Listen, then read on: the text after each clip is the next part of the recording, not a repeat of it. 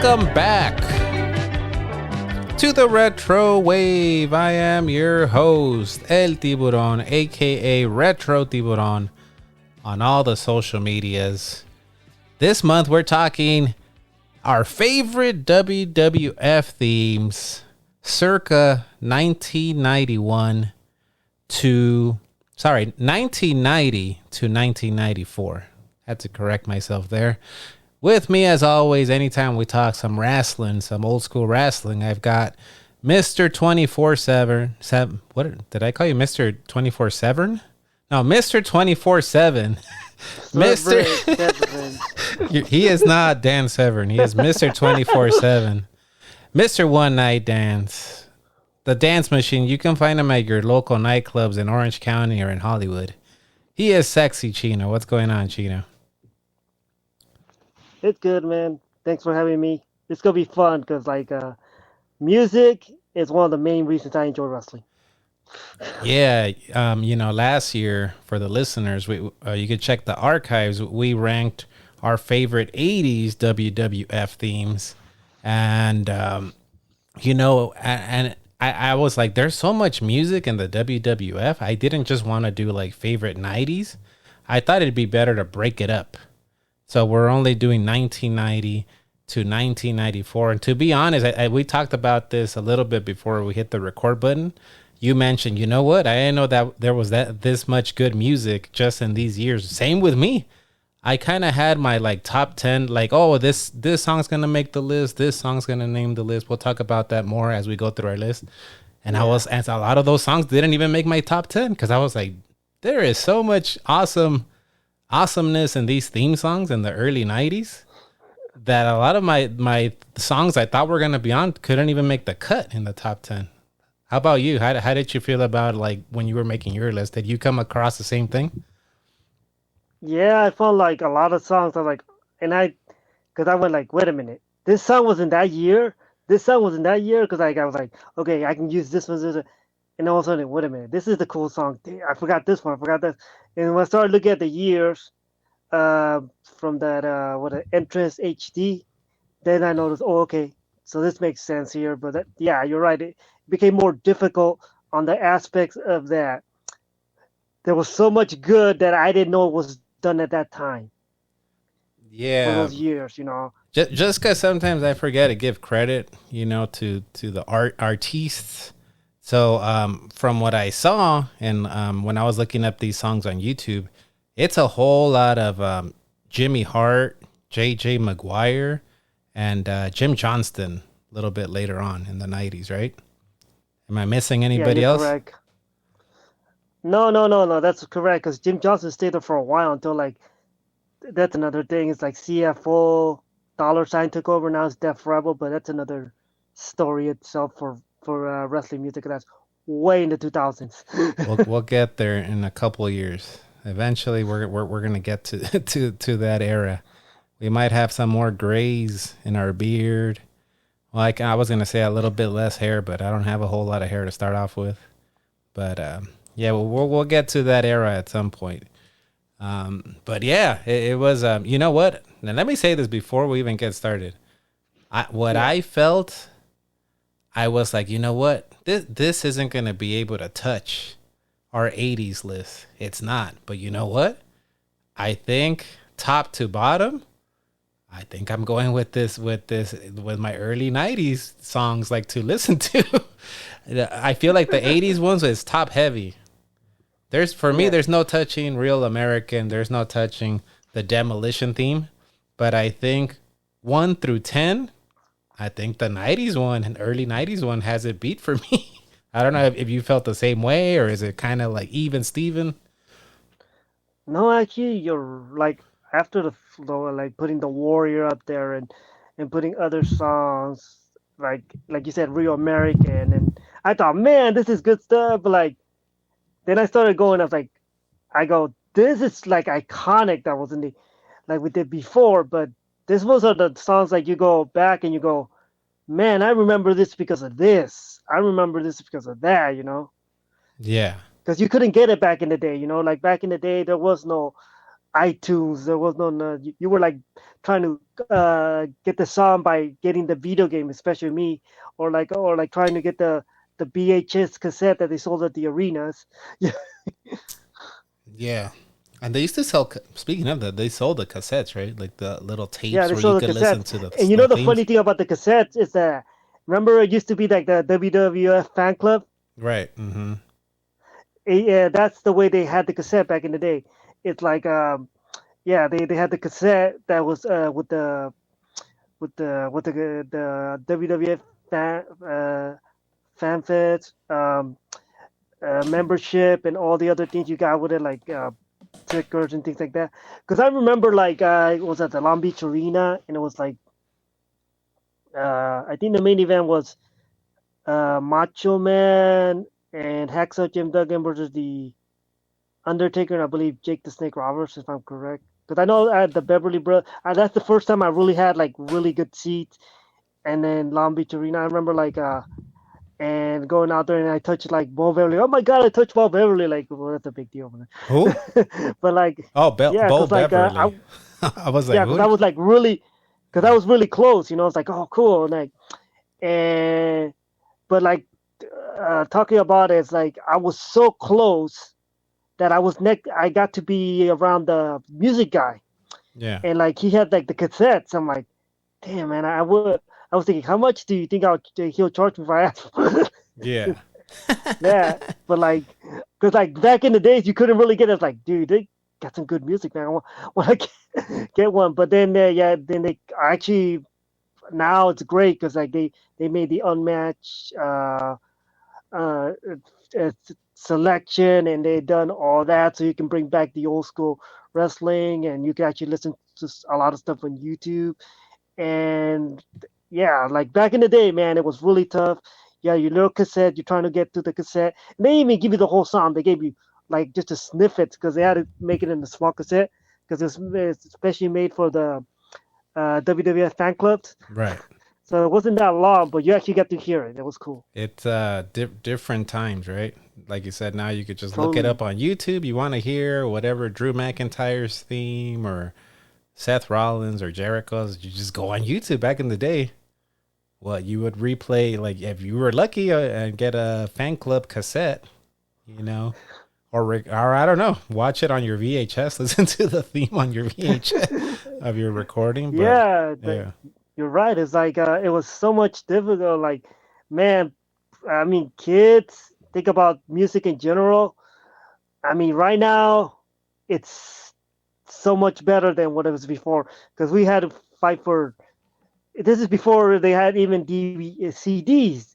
This is like little cassettes, you know, yeah, and like we had to figure that out. But yeah, it's just it's so cool how technology has helped out in music, at least for the wrestling business too. You know, overall. yeah. I think So another thing I wanted to bring up. I know I've brought it up a bunch of times, but for me, this was the start of my wrestling fandom. So I don't know if that also played a big part in me just loving these songs maybe more the overall over the 80s ones, because this is when I started watching wrestling, like 91, 92. That's when I was like all in, and I would actually watch Superstars and a Wrestling Challenge, and then later Raw. Before that, I never got to watch Superstars or what was it, All American Wrestling, because All American I wasn't a Wrestling or yeah, I wasn't a fan, so I wasn't watching that stuff. So I not don't. primetime wrestling. But did you ever watch the Spanish ones? You know, it's like Super Estrellas de Lucha Libre They had that for WWF. and yeah, they had that and also had like Wrestling Challenge in Spanish. I forgot Oh, I never. what they Yeah, called it. I did not know Lucha that. Libre de yeah. Because like I remember they used to play that like in the Spanish stations back in the day. So it was funny how like because they had the original they had the Spanish crew dove and everything. But yeah, they used to do I that back didn't. in the I day. didn't know they were doing that back then. Hold Yeah, on, because I have you a but. remember Hold on, the I have a. I Super think Astros. Johnny Carson wants to chime in on that too. Hold on. I did not know that. He did not know that either. Yeah, yeah. So I think it's probably that repetition of watching wrestling every week. couple times a week, hearing the themes that they become like ingrained in your brain, and they become a part of your nostalgia. You know, when you hear it, you go back to that 10-year-old, 11-year-old, like, oh shit, here comes this wrestler. I don't want to name the wrestlers because we'll go through it on our list, but yeah. And another thing I wanted to bring up, that this was kind of like a interesting time, I think, in WWF, because it was a shift in the era. Like early 90s was kind of like the farewell tour, even though, you know, it wasn't mentioned on TV, but it was kind of like the farewell tour to guys like Hogan and Macho Man and Warrior. And then they started ushering in these new guys, right? Bret Hart, even though they weren't new to the company, but they were the new top guys. Bret Hart, Shawn Michaels, Diesel, Razor Ramon, right? So it's kind of like an interesting period. Yeah, because like you said, the '90s were like a build up to bringing up to the new generation. Remember? Yeah, new generation was what, 93? That was 93. 93, 94, going towards 95. After 96, because 97, 98 started the Attitude Era in a way. At 98 started. 97 was getting close to the Attitude Era, but that's another thing. And so like so basically in general, like this time was like the settle down time, like people, like it's just slowed down to build back up, you know, just like not a lot of people were so into wrestling as it was like with the Hogan era, you know, at that time, but it was kind of, there were still those diehards in there. But overall, it's like sometimes some of the best eras, like the Attitude Era, the new generation, sometimes the music was so much better than some of the other stuff they had going. Yeah. So yeah, I just wanted to give a shout out to, because I'm gonna forget. I don't know who composed what song for. I know some of them, but before we get started, shout out to Jimmy Hart, J.J. Maguire, which I believe he was like, he did a lot of the guitar, like a lot of string stuff for the music. Like he worked a lot with Jimmy Hart. And you know, doing the guitar and stuff. So shout out to them. And Jim Johnston, legends. Legends. Yeah, hell yeah. So we're gonna take a quick commercial break, and we're gonna come back and rank our top 10 favorite WWF themes from 1990 to 1994. To be the World Wrestling Federation champion, you gotta want it every day. It takes an integrated approach to training, and that is what IcoPro is all about. Let me ask you, Chino, did you ever consume in some IcoPro? No, I didn't, because I don't want to cut my WWF magazine so I can go get I think I heard somebody say, like a wrestler say, like it tasted like shit, or somebody say it tasted. Oh no, it was like it was Mr. Perfect's son. He goes by Curtis Axel, but Joe Henning. Oh, you're talking about the Genesis. You're talking about the Genesis of McGillicuddy. Yeah. So he was the one that he was the one that they gave him. That's what they say. He was the one that got a lot of free samples, and then it made him sick or something like that. Or I heard something like that. But yeah, I never got IcoPro, but because I didn't want to buy like rip my magazine and cut out the thing so I can go buy it. Probably what wouldn't have been good for you as a 12-year-old sexy Chino to be drinking IcoPro. But I would have hell of a story say, man, you know, back in the day I drank some. Yeah, I would like I'm sure there's some merch somewhere. Like somebody has a tank top, IcoPro tank top. It'd be cool to have like that, like a muscle t-shirt, like the one Bret Hart was wearing in the ad. The one Tatanka, the Native American, was wearing in the ad. Okay, so this is what we're going to do. We're going to go from number 10 to number 1. These are only WWF theme songs from 1990 to 1994. That was the cutoff. And yeah, we're going to get right to it. Usually I let the guests go first, but I'm going to go first this time. So I'm going to go to my number 10 favorite WWF theme from the 1990 to 1994. Who was wrestling in 1990? Was that Gorgeous George? 1919. Carl What was Gotch. it? It wasn't Abraham Lincoln. Abraham Lincoln was a wrestler too. You know that. Abraham Lincoln wrestling a bear. Hold on. Let me play this. Pendejo. Pendejo. All right, let's go to my number 10 pick.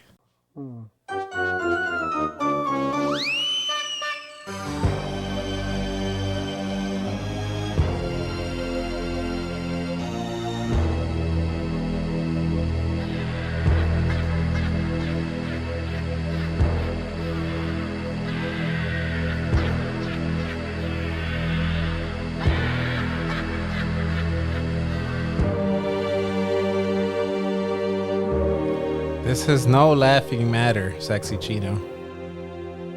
I have at number 10 the Evil Doink theme, played by Evil Doink, portrayed by Matt Bourne, the only good Doink there ever was, Matt Bourne. So Matt, I love this theme. It's so creepy, and I love that it starts like all like happy with the and then it goes dun. It takes like that dark twist. Man, I love this song, and it always reminds me, like I said, to me this was like the best Doink when they made him like the baby face Doink, and no disrespect to, I think it was Ray Apollo played him. Bunch of people played Doink, but Ray Apollo was like the main guy. So you want to talk about Brooklyn Brawler? You want to talk about Skinner? You want to even talk about Demolition Smash? Were you ever in the Indies? Did you ever get a chance to wrestle a Doink or be on a card with a variation of a Doink? No, I don't think so. I know EWF ran something, but I never got a chance to wrestle that in a card with them. Yeah, but I love this theme. It's just it's the better theme. The other the babyface one is just like the whole full on happy version. It's come on, this one's awesome. It's like the evil clown, and I just picture a Matt Bourne Doink coming to the ring, and he has like that like kind of like he's like kind of has that frown, and he's like starts cracking up by himself, squirting the kids with his little flower, with pretending to throw water on people with his bucket. Just awesome. What do you think of this theme? What are your thoughts on this Doink theme? I think it worked so great for the character, for Matt Bourne. Because it was cool, because like the original, they said like it was Hawk who came up with it. Well, that's another story. They say Hawk from the League of Dude came up and they said, "Look, he's our Krusty the Clown," because they said like he was backstage, and he was like smoking a cigarette. Yeah, and so he looked like Krusty the Clown. I thought I heard another shoot interview recently. Oh, it was Barry Darso, and he said that he was approached with that gimmick after Repo Man. That was pitched to him by Vince McMahon, like, hey, we want you to do this evil clown gimmick, and that I guess Barry Darso was upset that Repo Man wasn't getting the babyface run that he wanted, so he left. So according to Barry Darso, he would have been the first Doink the Clown, which I think, I feel like he could have pulled it off. I feel like he could have pulled off that Doink. He did get to do one Doink. Remember that one time at the Manhattan Center where they have 4 Doinks. I believe Barry Darso was one of them. Oh, really? I didn't know that. Yes. All right. Hold on. I did not know that. I did not know that either, Carson. All right. Well, that was my number 10 pick. We're going to go to Chino's number 10 pick.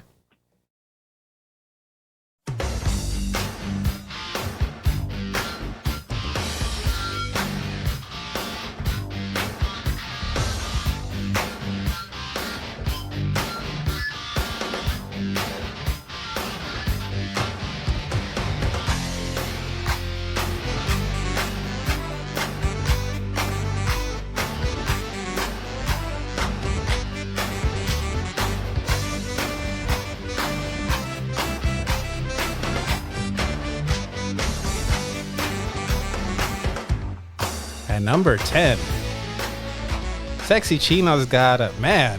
I don't know. I almost feel like, does this qualify?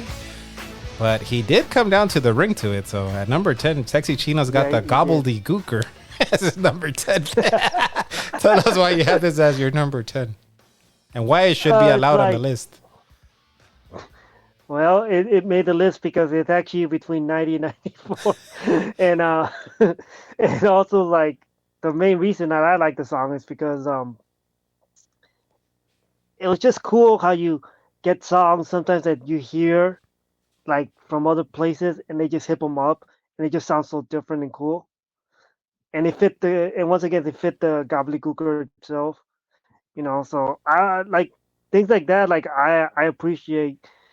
I know other people were like, "Oh my God, this is not a song that I would pick." Yeah, that's fine. Like we all have different tastes, but like songs that I couldn't get back in the day, it's like, oh shoot, and you like this is nostalgia of the game, So that's why like I appreciated that song because I'm pretty sure a lot of people wouldn't, but I did. I appreciate. Like I said, I'm like I thought the Gobbledygook was pretty cool. I mean, I wasn't the kid that was. I was like, oh, cool, But were you like the I kid even, in the audience that screams "Get down"? I remember that kid in the video. Get down. Yeah. I was like, cool. Was a little because I was just a fan. Like I didn't have to judge. I didn't even care. Like like as much as everybody else did. I was just a fan, so I was just like enjoying it. As bad as it was, man, I was enjoying it. That's the thing. That's why, like, when Mattel made the Gobbledygooker as an action figure, I was one of the first people to get, hey, I'm gonna buy this. I'm gonna get this because I miss the nostalgia. Even though a lot of people might have not gone, but like I said, you know what? It's something that's cool to me. I appreciate those like what's it, deep cuts, like Kyle Pearson says, deep cuts. That's what I appreciate. And like I said, this is a deep cut song, and it's a song that actually fits the character. Another thing is like it fits the actual character, fits the persona of the Gobbledygooker. So that's why I went with it because like it was something that I didn't hear, but when I hear, because I heard it so much, it's like cool, I like the beats. So I go with different things. Yeah. So my mindset towards music is so much different than other people. Trust me, in that sense. Let me ask you this though: Were you strutting around? Did you watch this one live? This He came out in Survivor Series 1990. For those of you yes, I watched it live. Yes, I did watch it live. Was little Sexy Chino strutting around with a little chicken wing, turkey wing, when the Gooker was in there prancing around with Mean Gene? No, but I could say I was just with a big smile watching it. Cool, this guy's jumping around the ring. Like, oh, like I see. When I was, I like I said, I looked at it as a fan, so I was like, oh, this is nice. I wasn't like, oh my God, this is a big turkey that's running around the ring. It shouldn't be inside the ring because like the big mascot. Because that was the original idea. It was supposed to be like a mascot, like they did this before WCW. Decided to do Wiley the Cat. Remember that? Oh yeah. The WCW, the acronym for WCW. WCW mascot. Yeah. The little tiger with the purple jumpsuit. Exactly before that. They did this before they decided to do the mascot. So that was what I'm hearing. What I think Bruce Pritchard said. That was the idea. They wanted to make him the mascot, but people didn't launch to him. So, but the funny thing about the Gobbledygooker is the fact that they have used that character along for years since. Remember? I know you haven't been catching up with a lot of the business or watching a lot of the shows, but they actually brought the Gobbledygooker plenty of times back. Yeah. I was, speaking of that, I was pointing to Chino during the song. I got the Gooker back here. And I got that because you reminded me that this is a toy now up here at Gooker with the egg. That Mattel released a freaking Gobbledygooker figure. The figure I never thought I wanted, but as soon as you told me about it, I was like, oh yeah, I need that. I need that figure. But it comes with that alternate head that you bring up. The people portrayed the Gooker after that. Yeah, it comes with that alternate head that people would wear, I guess. I guess they didn't keep the original mask, so they just made a new one. Yeah, they did, but also that action figure comes with the debut of the Undertaker figure too. He's right there for the audio listeners. I got him right there. You see him? Mm-hmm. You can kind of vaguely see him, but for the audio listeners, I'm pointing at my Detolf. I got the Taker, the only Undertaker figure I have. But yeah, that's a classic one too. Who would have thought, right? Two legends debut on the same pay-per-view: the Gooker and the Undertaker. Both debuts, remember that. Double debut.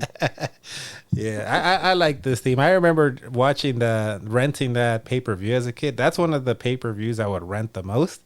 And me too, I wasn't really bothered by it, by the gobbledygooker. Like, I thought it was funny, I think, when I was a kid. Like, I was just watching it as a fan. But later on, I would hear that, like, diehard fans were pissed, right? Because they were like, oh, I thought it was going to be Ric Flair or, like, somebody else jumping out of the egg. And we get this stupid bird character. Well, think about this, okay? Think about this, okay? This is 1990, and you have Ric Flair coming out of an egg. How's that look for a champion that was in NWA, just having one of the hottest runs in his NWA WCW history, and all of a sudden he comes out of an egg. Even the Undertaker said, they were going to call me Eggman. He was thinking, oh my God, they're going to call me Eggman. Please don't call me Eggman. They should have put Undertaker, like, he should have come out of the egg, and Gobbledygooker should have been the surprise entrant in the $1 Million Team. How do you think he would have fared? You know what? I think like Brother Love would not have been his manager. That's a fact. Yeah. I think they would have found Hillbilly Jim instead of to be his manager. And like, but the funny thing the guy underneath the suit was Hector Guerrero. And that's a really good wrestler. Shout out to one of the Guerreros from the Guerrero family, Hector Guerrero.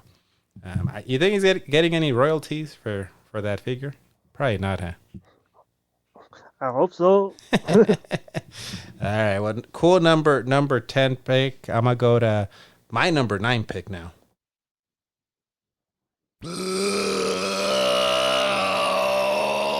a rush!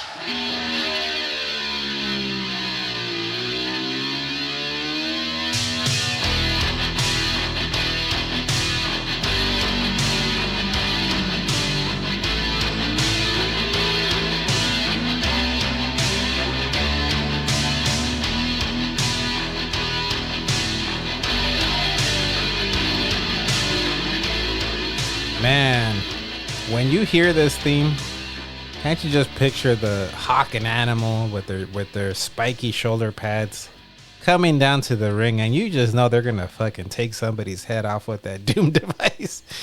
At number 9, I've got the Legion of Doom theme, man. I loved I noticed that with a lot of these themes in the early 90s, they started like introducing like a phrase or like a sound effect. This one starts off with the what a rush. I think I noticed that and putting our list together, a lot of these themes have like some noise, a phrase, something. But man, love this Legion of Doom theme. I was introduced to the Legion of Doom around this time. Like when I started watching, they were in the WWF already. I didn't know them from NWA or WCW. So really awesome theme. I love this theme. Any thoughts on this one, the LOD theme? Yeah, this theme is great, man. It's like you said, this is what I liked about like the 90s or when they were trying to do this. It's like it's kind of missing now, just to have that one thing, you know, that starts the song. It's like, oh, cool, you know, that's sometimes like you just start the music. Oh, some people, oh, it's just playing, you know. But now you have what a rush. Or even when you did the Doink the Clown, and it just had that little extra, you know. So you knew, okay, here comes Doink. Or you know, the Legion of Doom, like you said, yeah, you look at it, like, oh my God, here comes LOD to beat up everybody. And you know, it's like, and like they kill like Jerry Sachs with the Doomsday Device at SummerSlam, you know, something like that. Or like later on, remember how that Doomsday Device took out Mark Canterbury, which is a Henry Godwin. Oh yeah, he got spiked, right? Kind of spiked on his head. He got spiked. Yeah, he's got spiked with that. So that move is not. If he's a big guy, but sometimes if you hit that move wrong and you don't land right, you can really get hurt on that. But overall, like you said, when the LOD got in the ring, oh my God, they just basically brutalized a lot of people. But that's what you expected, right? That's what you were expecting from LOD. You weren't expecting the most technical. You weren't expecting like a hole-to-hole match with LOD. You were expecting a brutal brawl, or like There's going to be a lot of power moves. A lot of power slams, freaking flying clotheslines, power bombs. Someone was going to get hurt. Like you brought up that Nasty Boys. Just watch that SummerSlam match, 1991, the Nasties versus the LOD. There was some brutality in that one. Yeah, but I think the theme like kind of personifies the LOD. Like it's just raw, gritty, like you just know like they're gonna come down and they're gonna kick some ass. Like there ain't really no flash in that song. Kind of like how they were. No flash. They're just gonna come in there and kick ass. Hey, that's what's cool about wrestling in general, you know. When you have something that fits. Yep. It fits and it works, that's the best. Because like then you know it just works good. Because when all the chips connect, all the pieces of the puzzle go correctly, make the puzzle. Oh my God, it's greatness. Because remember, how many people remember the LOD just with that theme song itself? Just with the first, just hearing that the Hawk do that grunt, you already knew who was coming out. I remember when Hawk would always when I used to love when Animal would say, "Tell him, Hawk." Well. He would always start with, well, power and glory are going to be sour and gory. He would always have like some funny little phrase. So you know what's cool about that LOD phrase that you were talking about is they actually used it in the video game, remember? WrestleFest? They actually used it on WrestleFest. He says, well? Yeah. He goes like, what a rush. But then the Animal goes, we snack on danger, dine on death. Yeah. It'll be every gerbil kick in the face. Yeah. They even used. Yeah. And when you saw the LOD and WrestleFest, you were ready to get some more quarters because they were gonna kick your ass in the first like 2 minutes. They were quarter munchers too. All right, well that was my number 9 pick. We're gonna go to Sexy Chino's number 9 pick.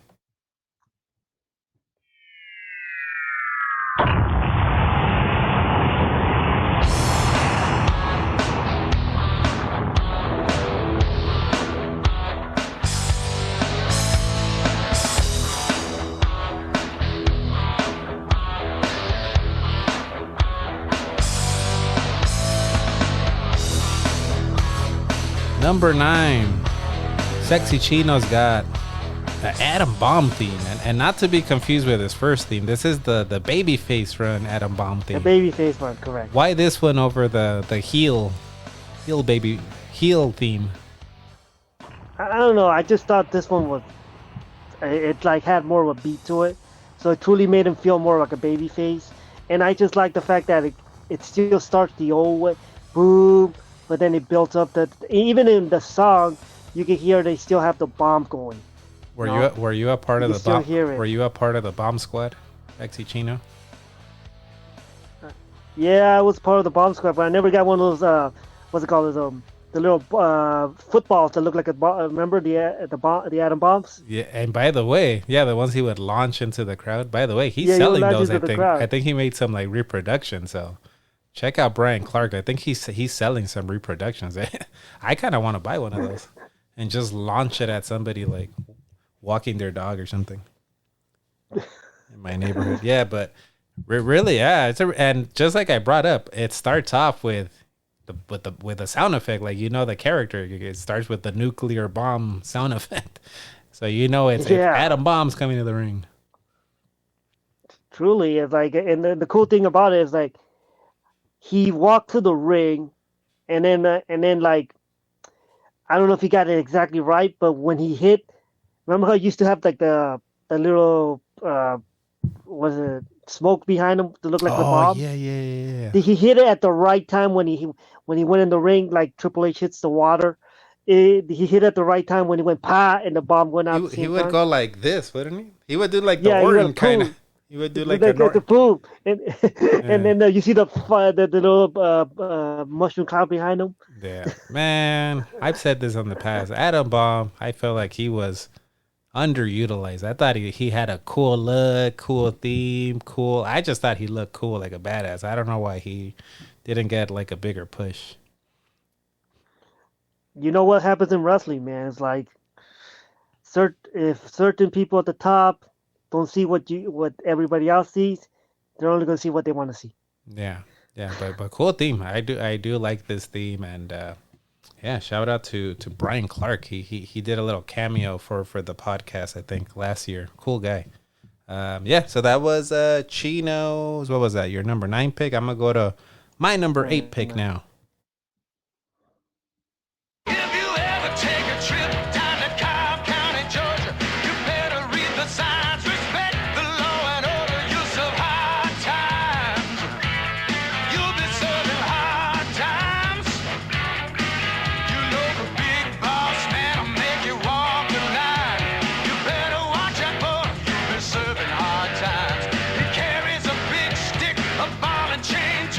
Number 8, I got the Big Boss Man theme.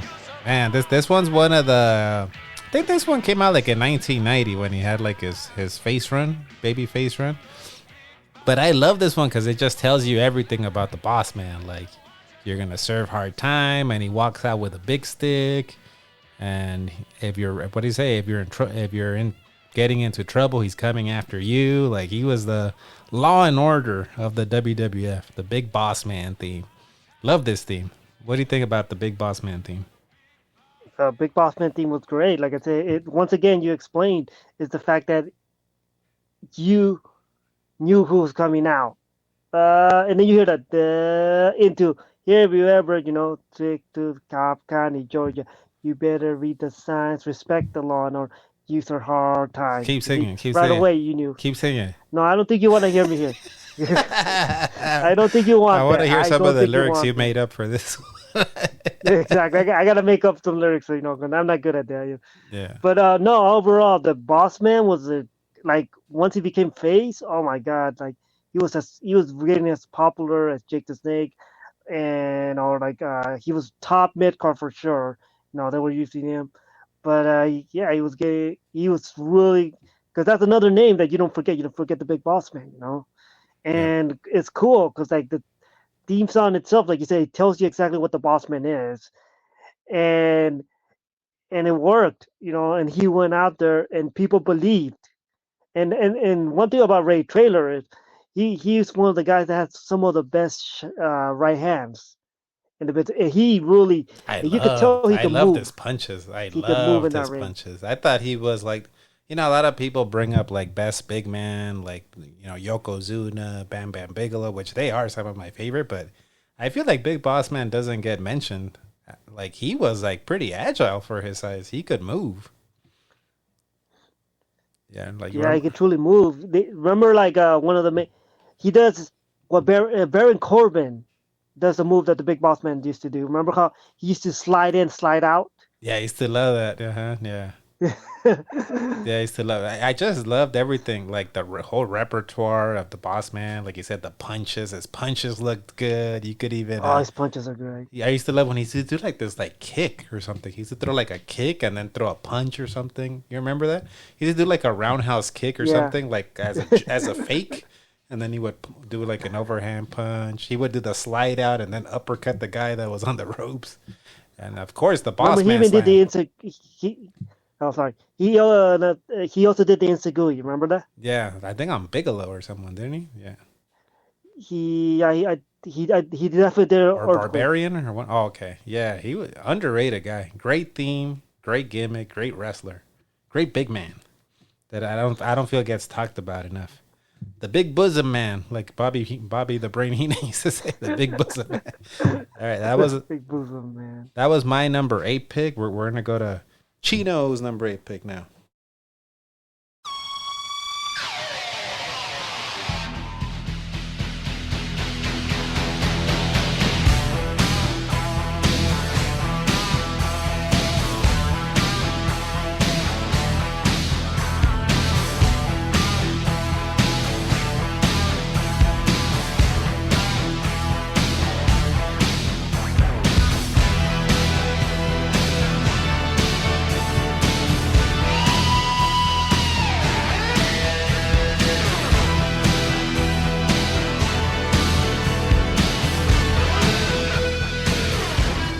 I'm gonna be completely honest. This is not on my top 10. And now, in listening to it right now, it's your number 8 pick. Kind of embarrassed I didn't put this one on here. I think I said in the past when we did the last year's 80s WWF themes episode, I like the Hart Foundation one better. I think I still like that one better, but this one's pretty freaking cool, man. It screams early 90s, new generation. So tell us why this is your number 8 pick, Bret the Hitman Hart. Basically, it just had that little extra from Road to Destruction. I really liked it. And Bret Hart was a big deal in the 90s. Again, to the 90s, so like that song we keep playing over and over. So like you got used to it. Oh, cool, when Bret was coming out. And what's funny about what you were saying is like when you were playing the theme song, and I guess when you do the YouTube or where you'll see it, then the background, the little TV that he has on, at the time that song was playing, Bret Hart was there. Yeah, so for the audio listeners, I have a little CRT TV that has a VHS built into it. When I played the song, Bret Hart came out on the TV. I'm watching right here for the audio listeners. I have in the background Coliseum video, WWF Smack 'em Whack 'em. I'm sure you've watched this one. Yes. The Yokozuna eating everything, but also Smack 'em Whack 'em, isn't that Bret Hart win over Ric Flair? I don't know if it has that one. I'm not sure. But right now, what's playing on the TV is Bret Hart and Shawn Michaels ladder match. Because I think that might be the one that has Bret Hart versus Ric Flair, the one from Saskatoon. Oh, okay. All right. I didn't know I had that. His first title win. That's cool. Yeah, I think so. If I'm correct. Yeah, but it's a great theme. Like I said, I don't know why it always reminds me. Did it debut when he wrestled Owen Hart at SummerSlam in the cage match? Because I don't know why it always, when I hear the song, that's the first memory that comes to mind. It's either that or it was debuted at the KOR. King of the Ring, when he wrestled Diesel? Yeah, either that, it was either the SummerSlam one or the one that he wrestled at the KOR. Oh, okay. Yeah, but very, very iconic. Like you said, we talked about the shift in the era, shift to the new generation. This was the first guy that got the ball, after guys like Hogan and Warrior and Macho were kind of getting phased out. It was Bret Hart was kind of the chosen one that was like, all right, Bret, you're our guy. We're gonna go with you. We're gonna give you the ball. Run with the ball, right? Yeah, remember the story of like it was either, or Bruce Pritchard said it was either him, Bret, or Tito, and they decided to go with Bret. I'm a big Tito fan, but that was a shock to me when I heard that. I think sometimes wrestlers kind of, we say it in Spanish, add a little extra to your own tacos. You try to embellish stuff. So I heard Tito say that, and I was like, yeah, that's probably what I love Tito, but that's a lot of wrestlers do that. They'll try to, I was supposed to be the world champion, but Bruce Pritchard confirmed it. So I was like, oh shit, he wasn't lying. I love Tito, but you know how it is. Sometimes wrestlers, I've heard the phrase, don't let the truth get in the way of a good story. Sometimes I feel like wrestlers kind of embellish stuff or make up stuff. Yeah, there's a lot of wrestlers out there that actually seem to make stories more impactful than they actually weren't, just for maybe the entertainment value or just the aspects of just making people want to watch them more. I don't know. But yeah, just like it's, but the cool thing about Bret Hart is like at that time he was getting built, he was getting built. So you could tell like that's when Bret Hart was becoming more of a technician. That's when Bret Hart was just building himself. Because remember, at this time he's wrestling a young Shawn Michaels. He's wrestling Rick the Model Mortel. He wrestled Mr. Perfect, things like that. And like you said, even at the KOR, remember he had that match with he had 3 different matches, one with Razor, one with Perfect, one with Bam Bam in 1993. Yep. So that tells you a lot, about Bret Hart. They were building him up for sure. The leader of the new generation, we could say. All right, so cool pick. We couldn't Like I said, I don't have it on my top 10. A little embarrassed, but at least one of us had it because when you think early 90s, you think Bret Hart, the Hitman. All right, let me go to my number 7 pick now.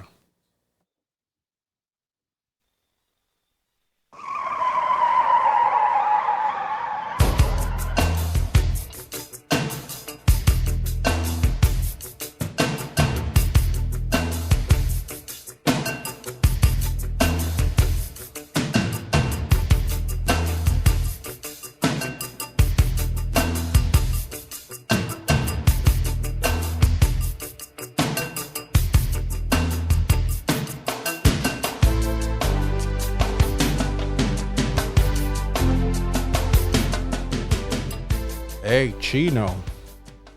Your daddy teach you that one, man? At number 7, I've got the bad guy Razor Ramon theme. Man, not a theme that gets you like hyped up or like, hyped up like a warrior theme or something, but it just fit on perfectly. Like you just see Razor walking down to the ring with the little, especially when he was a heel, with the little smug look on his face, taking his time to the ring, looking like disgusted with the fans, with his little toothpick in his mouth, telling the timekeeper something happened to the goal. Finish the line, Chino. Something gonna happen to you. Exactly. So yeah, what are your? I just love this theme. What are your thoughts on this Razor Ramon theme? Man, you're right. There was a lot of good songs. I didn't even think about this team. You completely forgot about this one. I totally forgot about this team, and I have to say, like you said, the Bret Hart, man. It's like, damn, I totally even forgot about this team. But no, talk about the Razor ones. Like you hear that, and it's that, and like you say, it doesn't pump you up, but it's Razor Ramon coming down the aisle because he's taking it smoothly down the aisle. It's like taking his time, going in the ring, wiping his boots, which is actually a wrestling tradition. Wiping the boots, showing respect to the ring. So showing respect to the ring, taking his time, then waiting for like the pyro if he had it at the time, and doing the little Razor's Edge thing. But no, yeah, it's like you said, it's a nostalgia. When you hear the song, like, you feel like, oh, Razor. And the coolest thing about Razor was like that. He's like Nash says, like he's the one guy that was big enough to actually work with the big guys, but he could also work with the smaller guys and still be at the same level as the smaller guys. Yeah. That's what Nash, I believe, said. I remember back in the day, they would say he was probably like the best wrestler that never won the big one. Because like you said, he could go with the Michaels, with the Bret Hart and put on a great match, but he could also get in there and make guys like Diesel look good. And, other big guys, he can make them look good too. Yeah, he, remember his match with Adam Bomb? No, was that on a Coliseum video? I think I remember him wrestling, or was it like a Superstars? It might be a Superstar or Coliseum video, but I was like shocked when he got Adam Bomb up in the Razor's Edge. I was like, whoa, he got Adam Bomb up. And he beat him. I'm guessing this was babyface Razor versus heel Adam Bomb. Yeah, but just a cool theme. I remember we had the CD. Remember this was it WWF the music? Full metal. There right? you go, Full Metal. And this was one of the themes we would just always play on repeat in the car. And we had a tradition like where a car was like we were pulling up to brake, we would play the Razor song. So people would think there was a loud brake or whatever that little braking noise. But such a cool song. It was one of those songs that sometimes you hear. I remember playing the Full Metal album and kind of walking down my little hallway in my apartment to the Razor theme, trying to imitate Razor's walk because he was just so cool. He was one of those guys like you wanted to be like Razor because he was so cool. Yeah, it was. Since you threw a little story, I'll throw a little story out there. So Full Metal, remember, like it was originally coming out, and I remember exactly the date. I'm like, okay, I gotta go get it. So, so I went to some different places, and the place that I actually bought Full Metal was Tower Records. That's an old school one for you. R.I.P. Tower Records in Hollywood Video Tower in Records. Hollywood, or Tower Records in Hollywood, or where? Or there was No, one it's in your at neighborhood? Tower Records around my neighborhood. Okay. It's already been destroyed, but yeah, so like that's one of the main things I was looking like crazy for, and the place that I found it was in Tower Records. Jeez. See, you damn spoiled kids. Now you just look up a theme on your phone. Back then we had to Yes. we had to travel. You know what? What funny? I'll tell this story, but when that album came out, I think it was past 94, right? It was like 95, 96. I think it was like 96. Yeah, it's like 95. Yeah, and Like 95, 96 around that time. I might have to repeat this story next year when we do the 95 through 99. But I remember my friend Billy and my friend Angel, like you. Oh, I gotta get this album because this was the only way you could listen to the songs. I remember we took like 2 or 3 buses from Koreatown, from central Los Angeles, all the way to Santa Monica, because that was the only Best Buy that we knew. And we knew they sold CDs there. Back when they sold CDs, I don't think stores even sell CDs anymore. But we took like multiple buses just to get there. Like, I don't know how long it took, but it took a while to get there just to buy the Full Metal album, to listen to the Razor Ramon theme, listen to the Goldust theme, the Shawn Michaels theme. But yeah, classic song. The things we did to listen to our favorite themes back in the day. Yeah, that's so true. Yeah. Damn spoiled kids. We're just jealous. We're just jealous. We're just old. We're truly old people. You know, we're like becoming the guy for Dennis and Menace. Tell him hey, Mr. Wilson. Wilson. Mr. Wilson. All right. Well, that was my number 7 pick. We're gonna go to Chino's number 7 pick. Repo Man.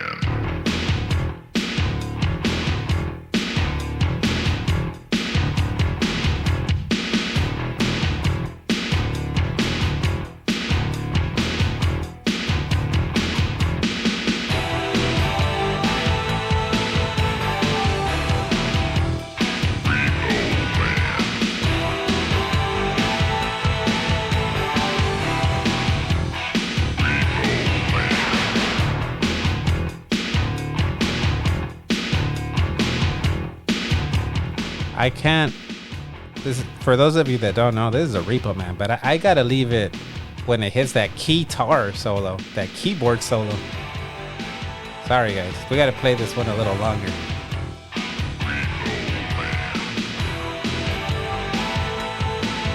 Here it comes. I feel it coming. Here it comes.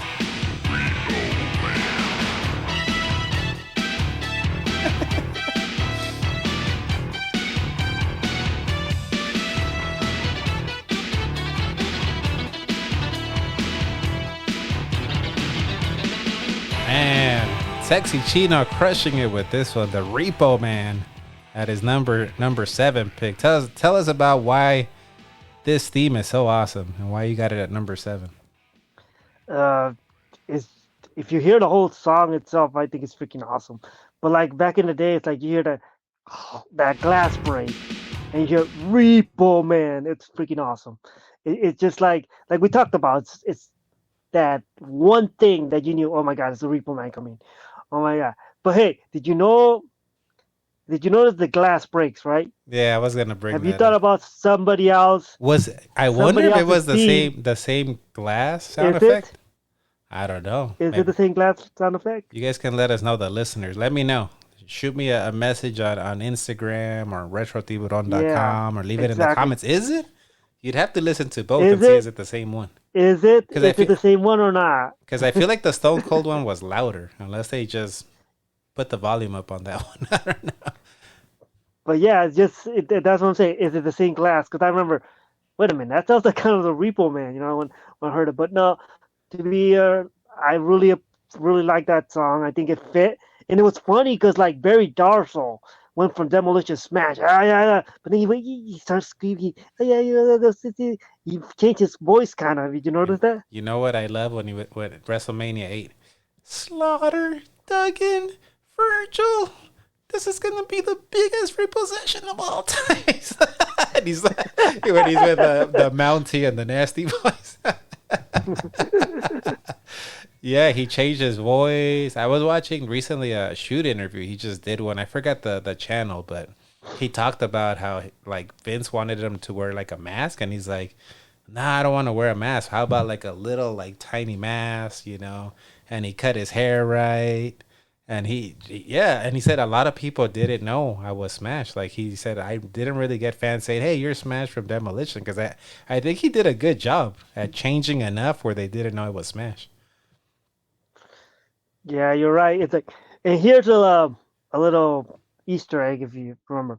Remember the SummerSlam showdown? I think it was like SummerSlam Spectacular, the one in USA I don't in remember. 1991. I'm sure I watched it, but I don't remember. Okay, do you remember like the match? Well, okay, if you don't remember, but I'll give it out there. It's like there was a match between Virgil and a masked wrestler for Ted DiBiase's choice. Remember that? Well, you don't remember. No. If you don't no, remember, you know what? I started watching wrestling like right after SummerSlam. Like, because I remember when I started watching was the whole Macho Man Jake the Snake thing. Okay, so the whole thing about it is that the masked wrestler was Smash Barry Darso, the Repo Man, right before we became the Repo Man. But so he wasn't the Repo Man. He was just like mystery wrestler. Yeah, Mr. Wrestler, and we were trying to figure out what it is, who is it? Me and my brother was like, oh, what is it? We were watching, it's like, oh, who could it be? And then we couldn't put two and two together, but when he said, and then he looked at the TV, I was like, what do you think of this? I'm like, oh, it's Smash. Because you could hear his voice. I'm like, okay, it's Smash.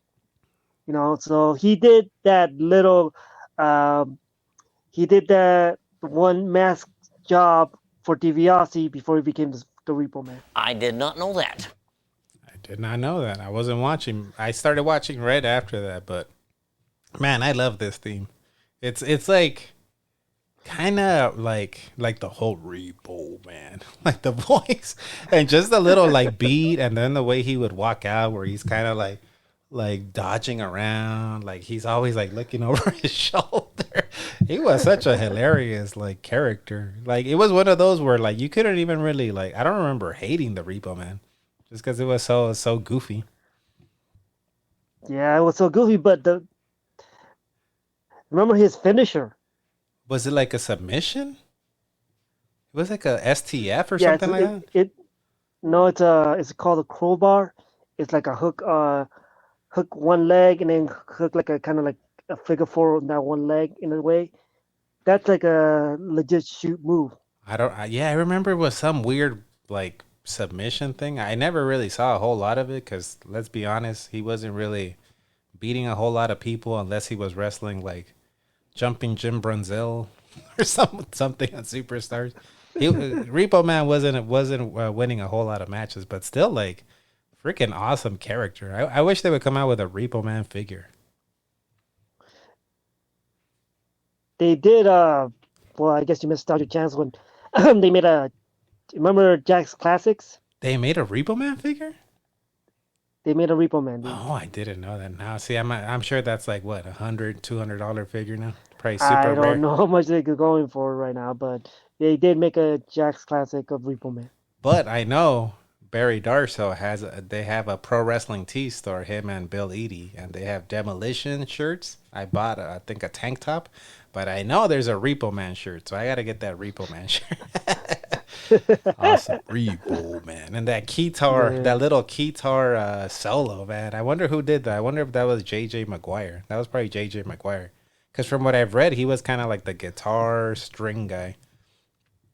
But yeah, awesome thing. Yeah, that was before, like if that could have been JJ Maguire or Jim Johnston because it depends. Because if Jimmy Hart was still there, then it probably might be Jimmy Maguire. Because remember, like, at the time, Jim Johnston was doing more of the music than Jimmy Hart and J.J. Maguire.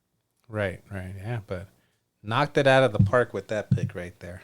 That was Chino's number. What number was that? Number 7. I'm going to go to my number 6 pick now. Trust me. Trust me. Trust me. Trust me. Trust me. Trust me. Trust me. Trust me.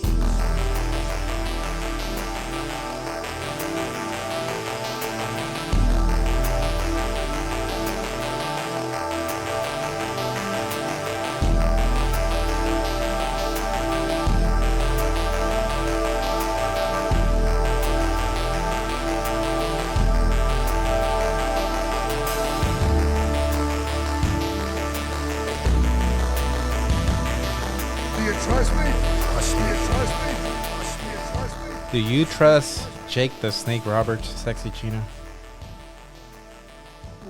Do I trust Jake the Snake Roberts or Jake Roberts? What's the difference?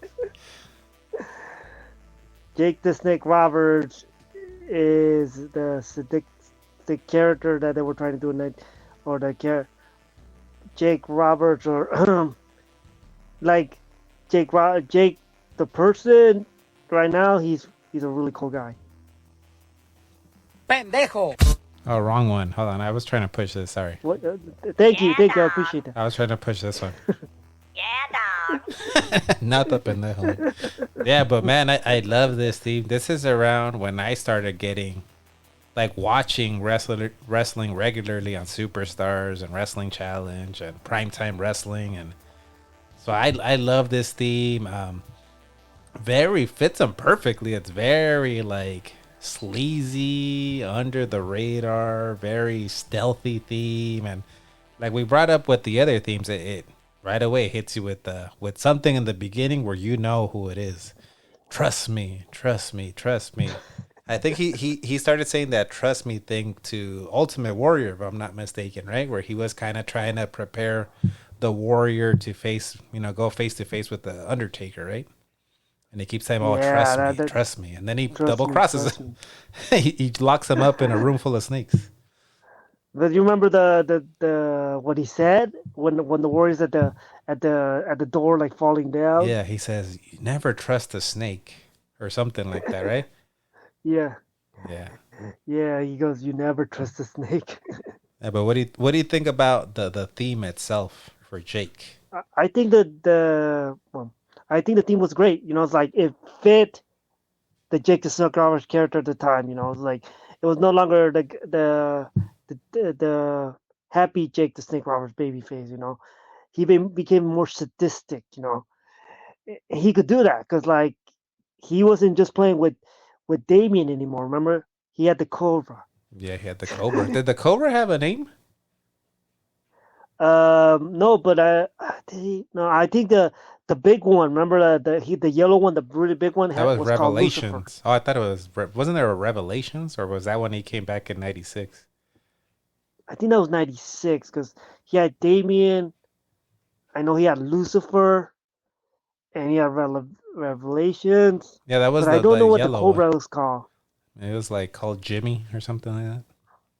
Jimmy. Jimmy the Cobra. Jimmy the Cobra. Yeah, sure. Yeah, but I just love this theme. It's just it feels like it could be like in the background of like a 80s like B action movie or something, or like a horror movie or something. Yeah. Yeah, if you think about let's say if you like take down if you're watching like Friday 13 or something, right? And you like turn down the volume, and then you put the Jake the Snake Roberts, trust me, and then the guy's just like sneaking behind trying to get it works. I could see that. And then Jason hits a camp counselor with a DDT. Exactly. Yeah, but I love that theme. Trust me. Yeah, but as we learned, you can't trust the snake, Sexy Chino. You never can't trust the snake. No. Yeah. All right. Well, let's go to Chino's number 6 pick now.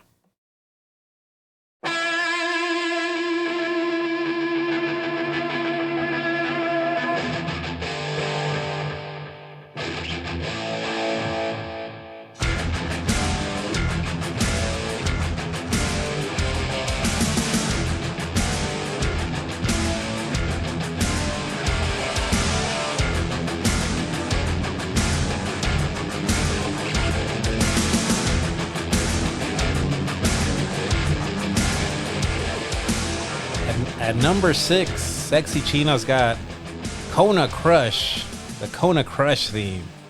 Awesome theme. That guitar riff in the beginning.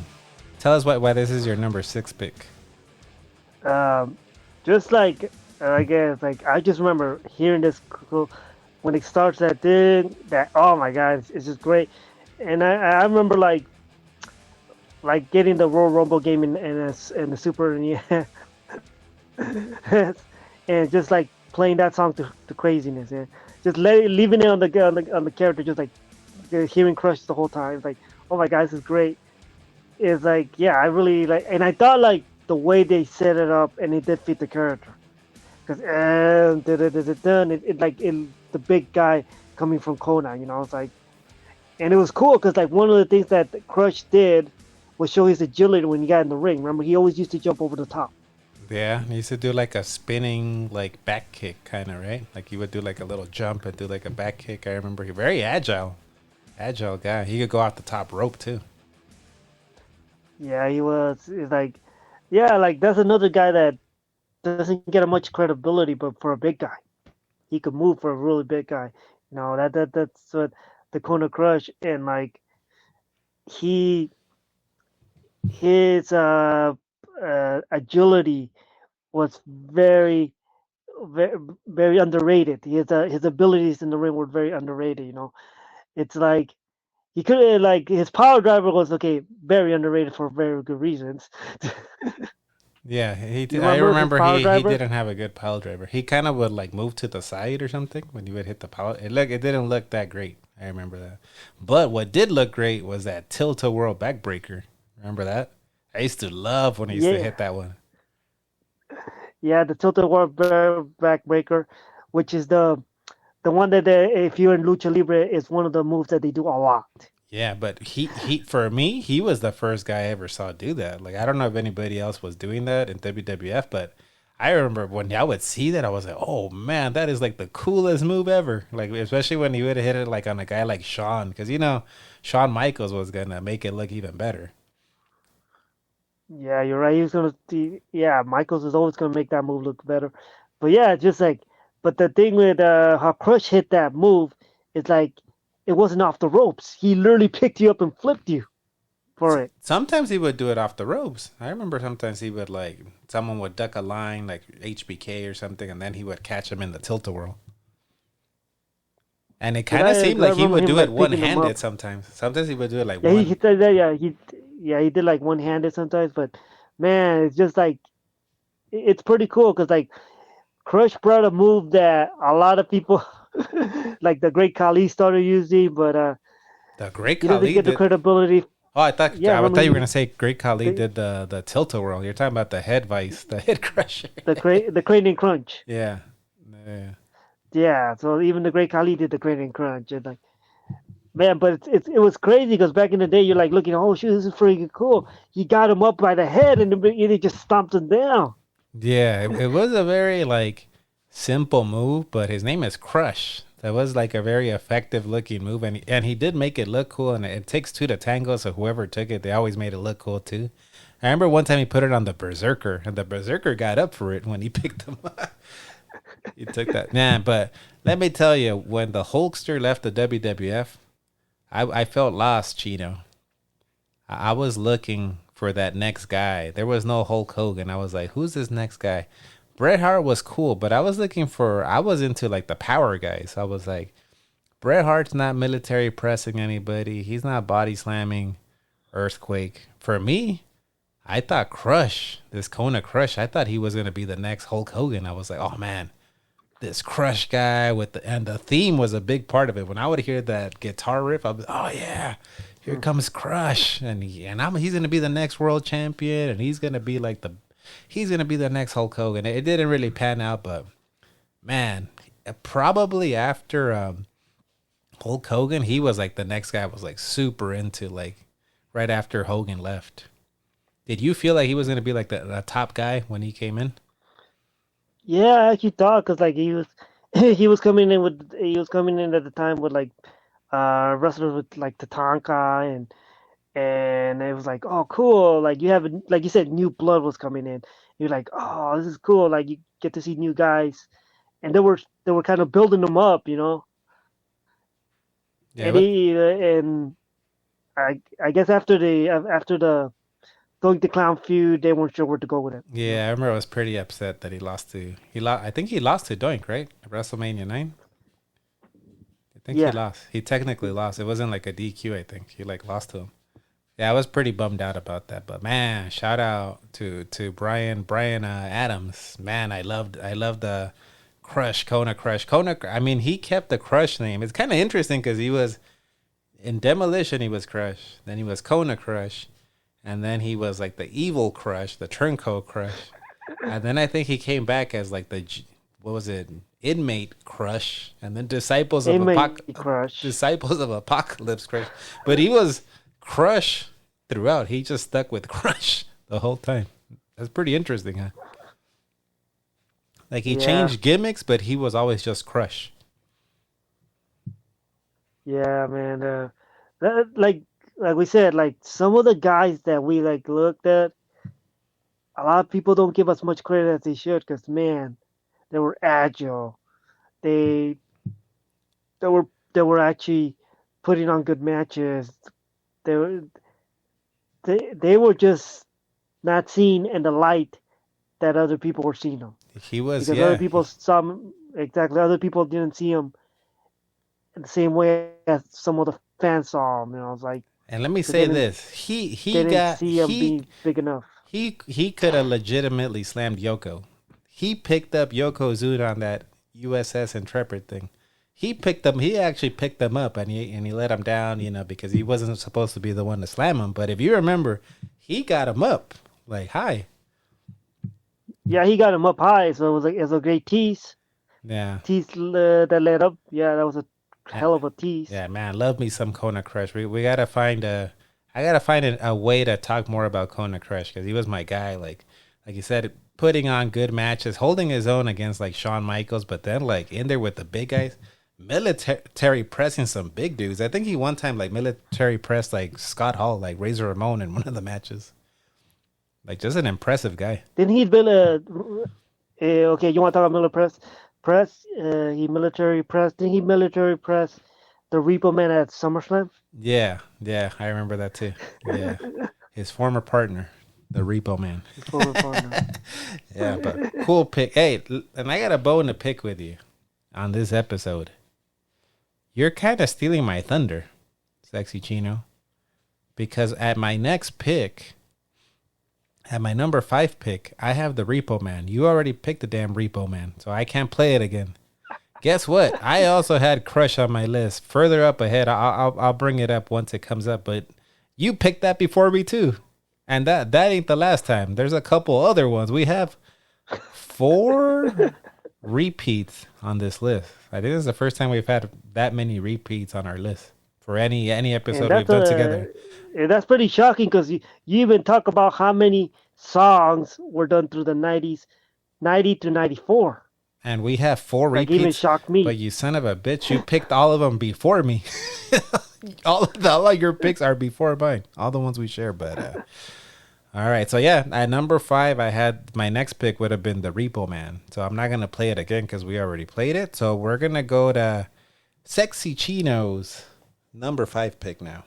Kind of a topical pick here.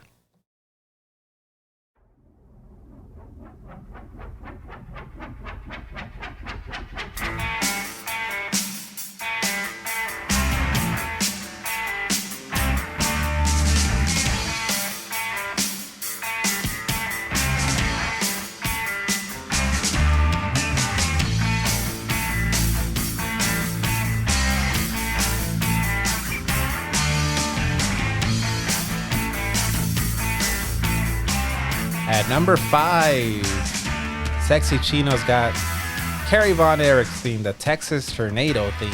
Tell us about why you love this theme right here. It's in your top 5.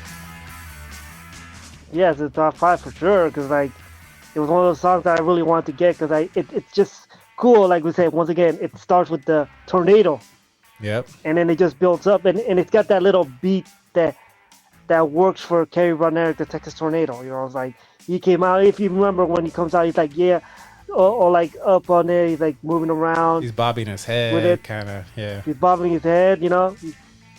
Yeah, so it's I think it fits the character. I think it worked for Kerry Von Erich, Texas Tornado. It's like, and I could see him when I hear this theme song. I could see him coming into the ring, going like this, going like that. You know, looking when he was coming out. Because he also, I think he did the sweep the leg, sweep the ground. Oh for yeah, he respect would. Uh-huh. in the ring. Yeah, I remember that. He would come in and kind of like do like a little walk or something, like Yeah. be wiping his boots on the ring apron. Yeah, wipe the foot. Yeah, this is not on my list, but honorable mention. Just like a very cool theme, and I think the way he, like you said, he came out to the theme, it was like perfect. Like he had like that swagger, like that cool swagger.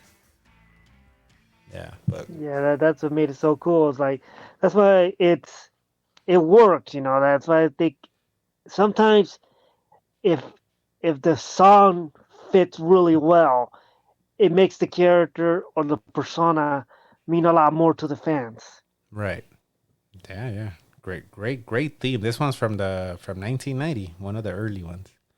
R.I.P. to Kerry Von Erich. R.I.P. to Kerry Von Erich. Yeah, I'm gonna go now to my number 4 pick, and I'm a little surprised this isn't on your list, but my number 4 pick here.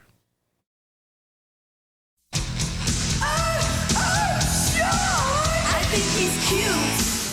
He's so sexy. He's got the look that drives the girls wild. Got the moves that really move me. He sends chills up and down my spine. He's just my sexy boy. He's not your boy toy. He's just my sexy boy. He's not your boy toy. He makes me hot. He makes me shiver. My knees get weak when he comes around. I see him walk. I hear him talk. He makes me feel like I'm on cloud nine. He's just my sexy boy. He's not your boy toy. He's just my sexy boy. He's not your boy toy. Eat your heart out, girl. Hands off of the merchandise. Number 4. I am shocked you don't have this on your list. I've got the Heartbreak Kid, Shawn Michaels, but not the one where he's singing his own song. I feel like this one's way better. The version where Sensational Sherry is singing it. I still prefer this way over his when he started singing it himself. Yeah. Why the hell don't you have this on your list? Did you forget? I think I forgot. But I told you there's so many good songs that I didn't even I really didn't think I was When like. you okay, first I heard was it, were you like, from- ah, shit, I forgot about this one? Yeah, I forgot that one. But no, yeah, like Sherry, like you know what? It's intriguing that Michaels is the song that everybody remembers.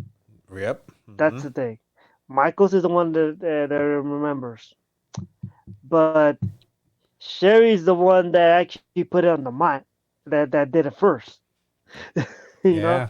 Yeah, and I think it's better. I think if it fits better. I mean, obviously, when she left, they weren't going to keep it because she left. But I think it fit better, especially when she's like, hands off the merchandise. And, you know, he's just my sexy boy. You know, like, I think she kind of knocked it out of the park with her singing. Yeah, like what is it? I forgot one of the Coliseum videos. Jimmy Hart says when Shawn was singing the song and Sherry was singing the song, they did really good, you know.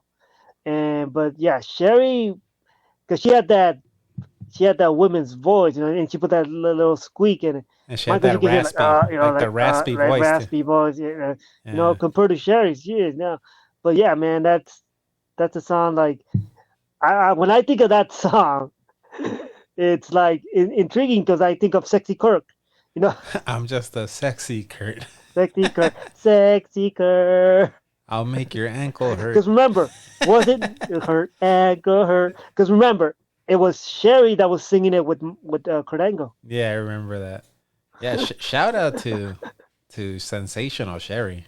She was like a utility player in baseball. She would be in there taking bumps. She'd be out there getting heat. She'd be like out there in the promos, like all like just super hilarious in the promos with like the Macho King and Shawn Michaels and DiBiase. And getting on the mic to sing a theme too, and knocking it out of the park too.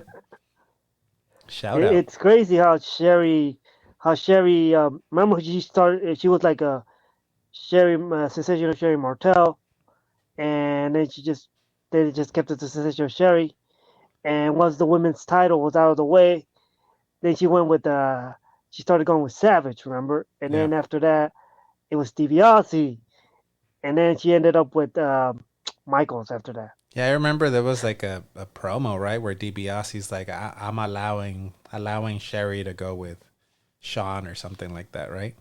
Where he was like letting her go because he knew that she wanted to be with him, that she dug Shawn Michaels or something like that. Yeah, that was the thing. Oh, like she's digging Shawn Michaels. So, but yeah, so like, think about it. Like, look at the people that she managed in the WWF. Macho Man Randy Savage or Macho King Randy Savage, the Million Man Ted DiBiase, and Shawn Michaels. And she wasn't just there leeching or just standing there. She was like fucking getting heat, like getting the people riled up, getting in there and fucking taking atomic drops from Hulk Hogan. Hulk Hogan. Sherry was awesome. Yeah, she was awesome. Do you remember, like, I think it's Mega Matches? It's like the Ultimate Warrior and Macho Man Randy Savage, and they're I think it's MSG in the cage, and Sherry jumps in the cage to beat up the Warrior. No, I don't he's trying to get out. But she was just so awesome. She was like, she could do it all. She could cut promos. She could like get in there and manage. She could, she was awesome. We gotta, like the young kids say, you gotta give them their flowers. You gotta give Sherry her flowers for, kind of she was like a pioneer back then. Truly, yeah, a pioneer. Well, we're gonna go from one Martel to another. So let's go to Chino's number 4 pick.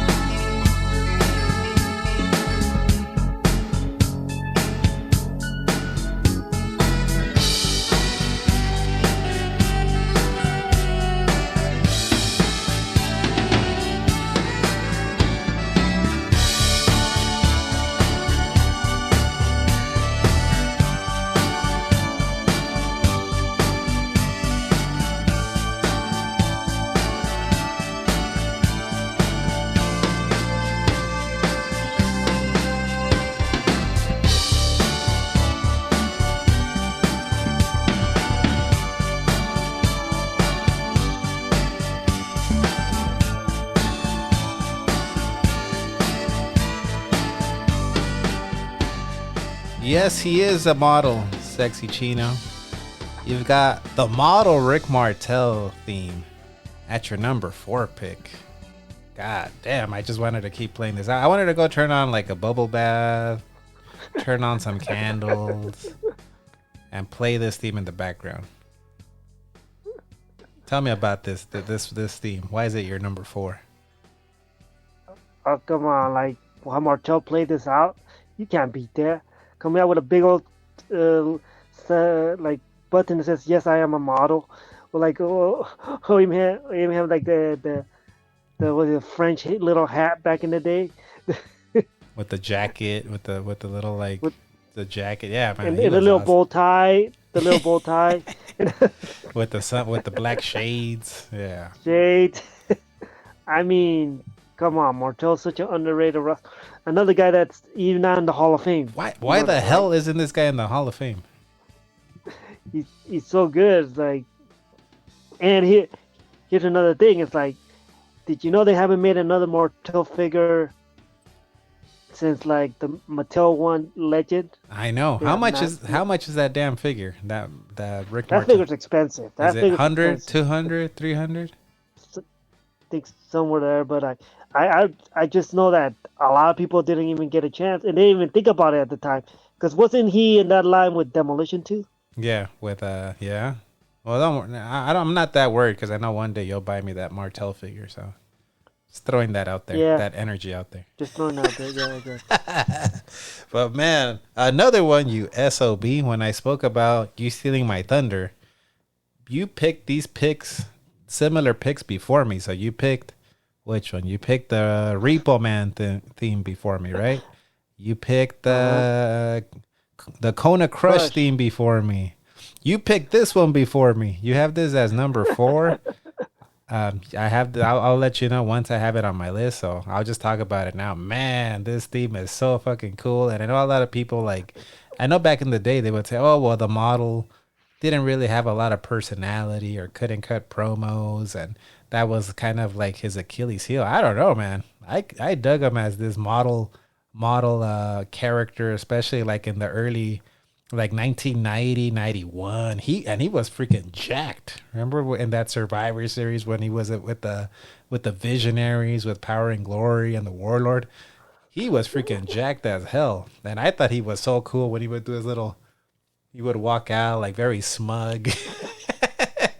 And he would like look at the fans and go do the little like what was like Fuchi face to them, and in the ring, man, it's like, he was like up there with like, I think he was up there with like a Michaels, Bret Hart. He was a great wrestler, and the character when he would hit the little jumping jacks, he would like cartwheel out of the way in his little jumping jacks. Such an awesome character, man. I love the model Rick Martel. yeah, the model's great. It's like it's funny, like he's the one that got arrogance in the can. Remember? And it was like what the purple. He had the light blue one. It looked like one of those cans that you spray bugs. Yeah, the blue. And then he had it in pink. He had it in purple. He had it in light blue. yeah. Arrogance. Oh, that was greatness. And I think you earlier brought up like the playing the like Royal Rumble and listening to the themes of Kona Crush theme. This was a theme on the Sega Genesis. You could pick Martel. I would just leave it on the select the character screen. I would leave it on the Martel character just because I wanted to hear the Rick Martel theme, and I would like blast that shit. Did you ever do that? Yeah, I did the same thing because I definitely did the same thing because that's one of the main reasons. Once the Uncaged or a match like that series came out and it came more to, oh my god, it was awesome. I was like, oh, this is awesome. Like when I could do the CDs in other vehicles, man, I used to blast that sucker. Yeah, And repeat over and over and over and over. and I have someone that could confirm this, listener of the podcast and friend, Francisco Killer Rules. He lived in the same like apartment complex kind of, so he could vouch for me blasting this model Rick Martel theme on the Sega Genesis video game. Man, such a great theme, and I'm pissed that you picked this before me, but yeah, that was your number 4 pick. My number 3 pick was next. You stole my thunder. That was Kona Crush. So we're not gonna play that. My number 3, I had Kona Crush. We're gonna go fucking another one. You stole my thunder. We're gonna go to your Sexy Chino's number 3 pick. It's a good one, folks. You wanna pump up the volume for this one here. Chino's number 3 pick.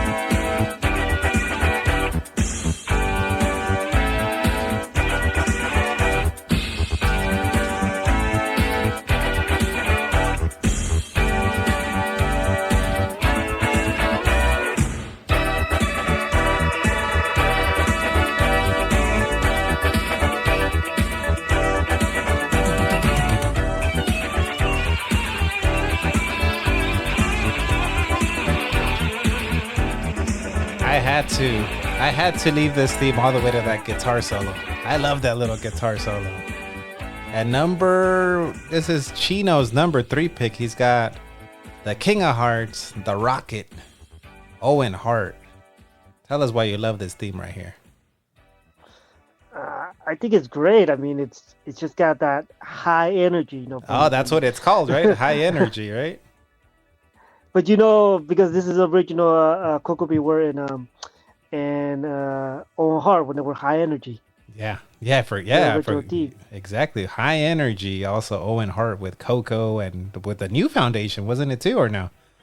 New Foundation. That was the one like the Hammer one. No, that was the one with Heavenly Bodies.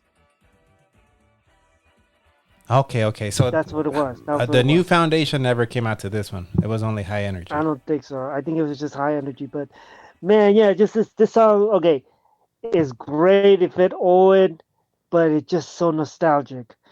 When I hear this song, I'm thinking WrestleMania 10. Oh. I'm seeing Owen coming out, have the brown sunglasses coming in, pointing at the camera. Yeah, I'm gonna beat you. It's like, oh my God! It's talk about putting on a match, an opening card match at a WrestleMania. Yeah. Yeah, that was like, and that was like the moment Owen Hart, they say, Bret put Owen on the map, you know. Yeah, because Owen stole the match, but yeah, that like pretty much catapulted Owen, because before that he was like kind of like lower card, not even really middle of the card. He was kind of like a lower card guy, and that catapulted. Well, that whole angle, right? But that win, like that launched them to get some main events in there too. That launched them like a rocket. At the end. Oh, like a rocket. But you remember at the end of the match, I'm pretty sure you do because you remember a WrestleMania 10 match. Yeah. When Owen's like leaving like that, and Bret's like sitting on the ground, he goes. Yeah. He gives him a little clap. He gives him like, all right, you got me. Like I like that. I like that because at first he says like, you see Bret's voice and he says like, fuck, I think. Like he says something like he got me. And Owen even gives him the middle finger, remember? Or he like, I think he gives him the middle finger because he goes like 1, 2, 3, or maybe he does the 3 and just shows it in his face, like I got you. I think it's the 3s. Yeah, I think it's the 3. Yeah. When I hear this theme, it reminds me of King of the Ring, when he beats Razor in the finals, and he's like screaming at the camera, and he's like, "I did it! I told you, Mom and Dad, I'm the king," and the song's playing in the background. Yeah. Talking about good workers, the Rocket, the King of Hearts, Owen Hart. Probably one of the best. Yeah. Yeah.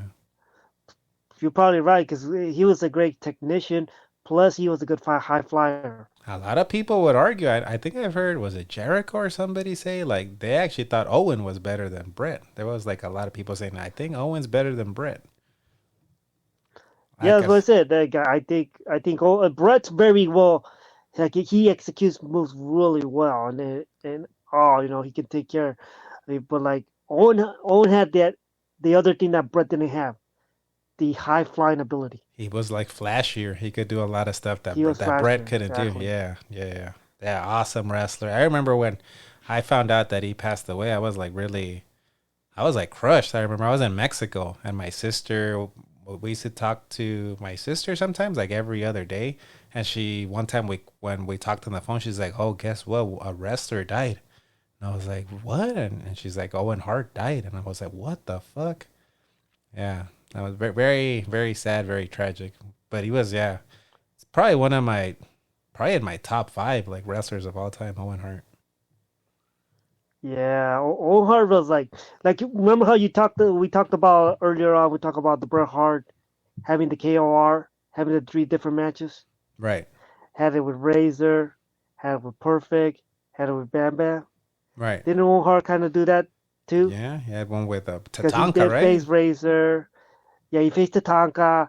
He faced Razor, and he faced the 1-2-3 Kid. Oh man, I love that match with the Kid. It's a short one, but it's a good one. Yeah. That's a good. And every time I hear this theme, it always puts a smile on my face because I remember King of the Ring. I think it was 94, right? King of the Ring 94 and Yeah, King of 94. WrestleMania 10 and SummerSlam, the SummerSlam cage match, and just like freaking how awesome Owen Hart was. I used to love, even though he would always lose, I loved the matches with like Shawn Michaels too. I think they had one at In Your House. He was just always like he was a bad guy, but for me, he was probably one of the first bad guys I loved. Yeah, Owen was because he had the good matches with the 1, 2, 3 kids, Shawn Michaels, Bret Hart. You know, and you know about the one time like he actually won the title, but then reversed it, right? Yeah, it was like a lumberjack match, I think. Like was it on Superstars or Mania? One of those shows. I think it was actually for like a Coliseum video. I think I have that tape. I don't know which one it is, but I Yeah. have that tape. Yeah. Great theme. Did I ever tell you I was in like Spanish class in high school and I was watching this like novela or something and soap opera, and in one of the scenes, I remember the novela was called like La Catrina or something, and in one of the scenes they're at a dance club, and the Owen Hart theme is playing in the background, and I was like, what the fuck? That's the Owen Hart theme. What is it doing in this novela? I need to find footage of this. I know it was called something about La Catrina, which is like a myth or a tale. Mexican or Spanish tale. I need to look for that. But yeah, that's your number 3 pick, you SOB. So you stole my thunder for the top number 5. 4 out of my top 5. The Repo Man I had at 5. You took Crush at number 3. I had that at number 3. I had it at number 3. You already played that one. I had The Model at my number 2. So I'm not gonna play that one again. So let's go to Sexy Chino's number 2 pick here.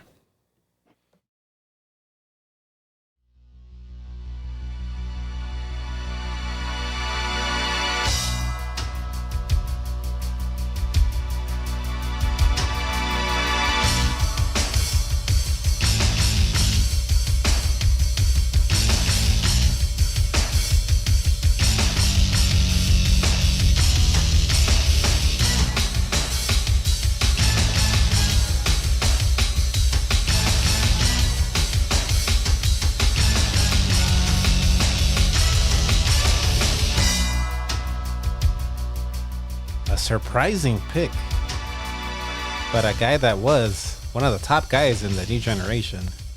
Made in the USA, Lex Luger theme at number 2.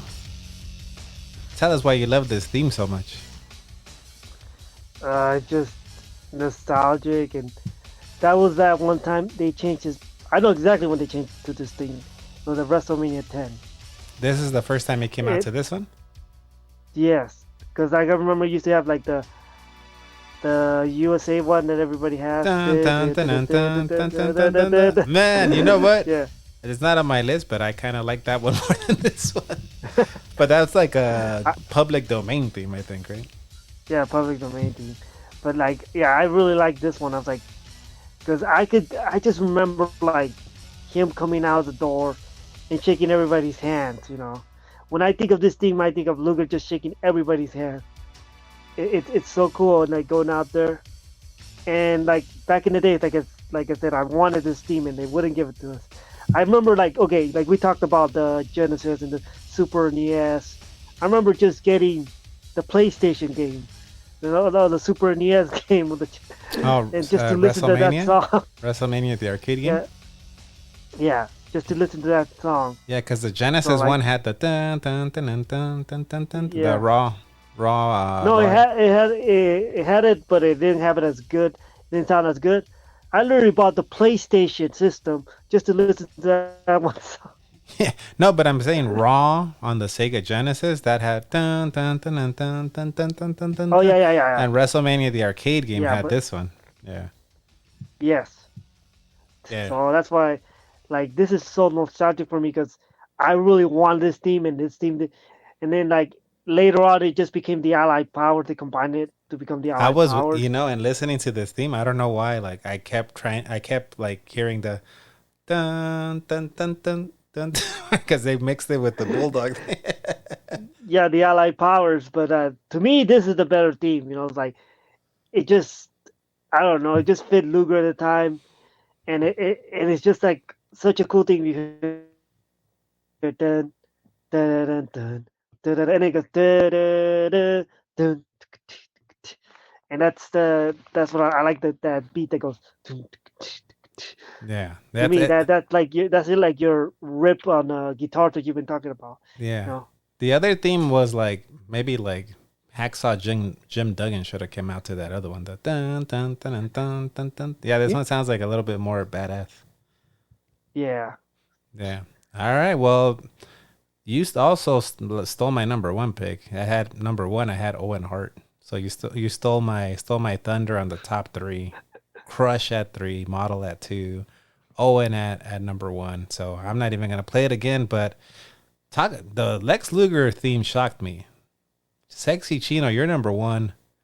I almost got a heart attack when you told me this is your number 1 favorite WWF theme from 1990 to 1994. Check out Chino's number 1 pick.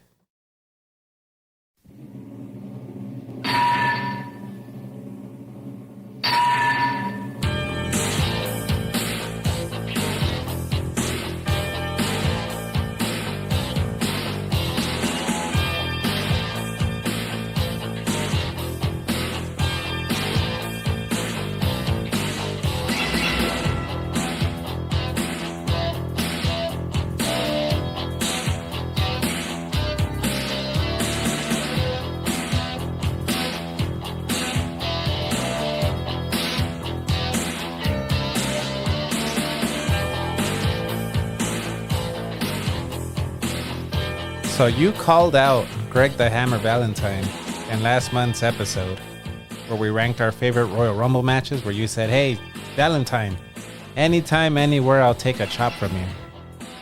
But you have him as your number 1 pick. The Hammer theme, Hammerman, I think it's called, or it's just, the Hammerman. I'm looking at the YouTube video here. It says it was Jimmy Hart and JJ Maguire produced this one. So are you just trying to get on the good side of the Hammer because you called him out in last month's episode? Or is this truly your favorite WWF theme from the early 90s? No, it's actually my truly theme because I don't know, I just like the beat. I like the fact that the hammer goes out. But oh, wait. There's a guitar solo in this? There's a guitar? Wow. I don't think I had ever listened to it that deep into the song. All right. Sorry, what were you saying? Like I always say, it's like I like how it goes ding ding, like you hear the hammer, but I really like the beats of it. Dude, it has really good beats to me, at least. Like, and that's one of the songs like I was like, man, I couldn't find it on a video game. I couldn't find it on or like I literally couldn't even find it on a like a what's it called, the fan club tape. Whoa! It took a while to find. Sorry to interrupt you again. What's these little guitar solos out of nowhere? Sorry. Every time I bring it up, it goes away. It's like a shooting star. If you miss it, you're not gonna see it again for probably ever again. Those little guitar solos. Yeah, but this is actually not in my top 10, but it is an honorable mention. And I don't think I've ever listened to the whole theme. I didn't know there was little guitar riffs, but I do remember really liking this one. Just because how it starts with the hammer and just like the rhythm of it. It's really cool. Really cool theme. Yeah. So, yeah, very cool. We went through our lists. We had 4 repeats, like I said. We both had the Repo Man. We both had the model Rick Martel. We both had Kona Crush. We both had Owen Hart. So, pretty crazy. Yeah. We had 4 picks, 4 out of 10. Yeah, and you said some honorable mentions that we actually that you actually have the same too. Yeah. So we're gonna actually. Good thing you brought that up. We're gonna go to the honorable mention. So I'm only playing the ones because some of the ones on your list I had as honorable mentions, like the Hammer, Texas Tornado, And I think I'm sure some of the ones I had on my list, you would have put if you remembered that Razor Ramon was in the WWF and Shawn Michaels was in the WWF. So I'm only gonna play honorable mentions, kind of a combination of our picks that didn't make either of our lists. So let's check out. You know, there's gonna be a few minutes. So put your feet up, bump up the music, grab your Doritos, your Mountain Dew, and enjoy these honorable mentions. I'm the Mountie. I'm handsome, I'm brave, I'm strong. I'm the Mountie, and I enforce the law. You can try to run, but you can never hide. 'Cause the Mountie always gets his man. I'm the Mountie. I'm handsome.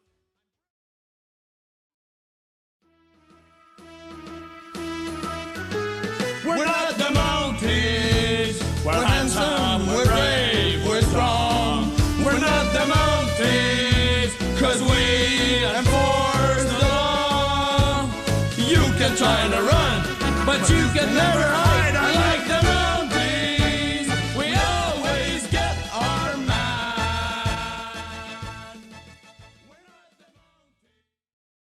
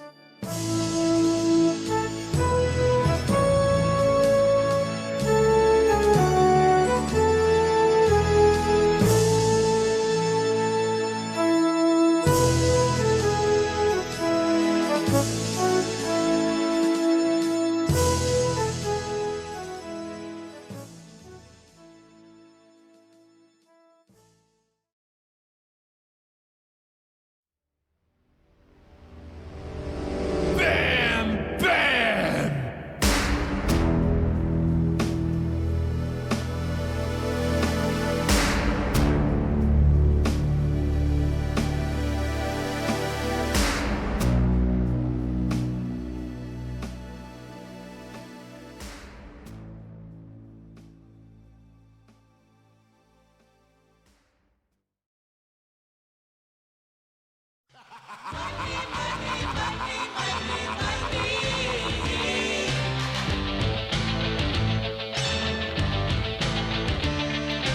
Everybody's got a price.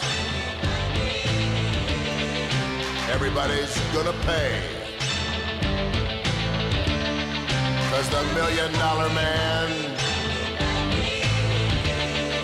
always gets his way. Did I make a mistake and add the DiBiase one? I feel like this one came out in 1990. I thought that was 90. It's 90. We missed out. This is one that was my number 11 pick. DiBiase theme. Like you said, you hear that laugh, you know it's DiBiase coming out. Great theme. I think we were talking about this one last time, weren't we? Yeah, and it didn't make the cut because we said it was 90, Yeah. not 89. Yeah. So, yeah, but it was my number 11. Any that stood out that you're like, oh man, I forgot about that one. Yeah, I forgot about like the Bam Bam. I thought you were gonna get the then you put the other the heel atom bomb. You I put like the that one. Steiner brothers. Yeah, I like those themes, man. And don't forget about shout out to Alex the Pug Porto. He also came out to that one. Don't forget about him. That was also his Alex theme. was so man, when I'm hearing like oh shoot, I forgot Rhythm and Blues. Dude, I totally That's a forgot great about one. Rhythm and Blues. I love that. I didn't include that one because I was like, I don't know. Like I said, I started watching in '91, so I don't know. Did they ever wrestle with that theme, or would they still come out to the honky tonk one, the original honky tonk, or were they coming out to this one? I think they were coming out to that one when they were like wrestling at the tag team. Oh, okay. So I didn't include that one, but I should have just included it because you had the damn gobbledygooker one, and he never wrestled anybody. Oh, so that was supposed to be you had to have a wrestling match. You know, No, we said entrance, so technically, gobbledygooker did come out to that theme. He'd walk down the aisle while the song played, so Yeah. that's why I allowed it. exactly. Okay. Yeah, all right, but that was our honorable mentions. But you know, Sexy Chino, it is tradition around these parts to play a little trivia game before we wrap things up. So, you ready? You gonna keep your winning streak going, or what's gonna happen here? I thought you were going to commercial break or something. No, I'm just asking you before we go to commercial break. I want to see if you can leave the people with a cliffhanger. Well, How are you feeling? we'll see how. I can pull Barry Horowitz. You gotta love that confidence there. So we're gonna take a little commercial break, come right back, and play a little trivia game with Sexy Chino. Oh yeah, check out these hot new WWF figures. Unleash the lightning power of the tornado, the sheer power of the barber, and the firepower of Sergeant Slaughter. Perfectly ridiculous. With Mr. Perfect, you can achieve perfection. Wrong, because these WWF figures have the power of Hulkamania, quickness, Coco Beware, pounding boards with a hammer. New WWF figures. Perfect. New WWF figures got the power. Power, WWF. Figures sold separately. Perfect. Perfect. Man, I love how that looked in the commercial when Perfect hits the toy, hits the Perfect Plex. I always thought that looked so And cool. then, so did you like how Savage was it? It was like Savage ripped Perfect, and then he comes out. Perfect. Fact. All right, Chino. So this is what we're gonna do for this trivia game. You I think you won the last time. You guessed the Berserker correctly. Let's hear that Berserker impersonation again. No. Let's hear it. Hush, hush, hush, Hush. This is What did I say? Hush. You were saying hush. Hush. You were saying hush. Hush. Hush. Hush. But this is what we're gonna do. We know, I know, you know your WWE, WWF themes, old school themes. I also think you know TV show themes, WWF themes. So this is what I'm gonna do. I'm gonna play intro themes for different WWF TV shows from the early 90s. And I want to see how many out of 10 you get correct. So I play the theme. You tell me what TV show it was for. WWF TV show. Okay. And since I think this is your wheelhouse, you got to get 7 out of 10 right to get a win. I can't give you just 5 out of 10. I know this is your wheelhouse. So you got to give me 7 out of 10. All right. You got to go. You ready for the first one? All right. Here it goes. First theme.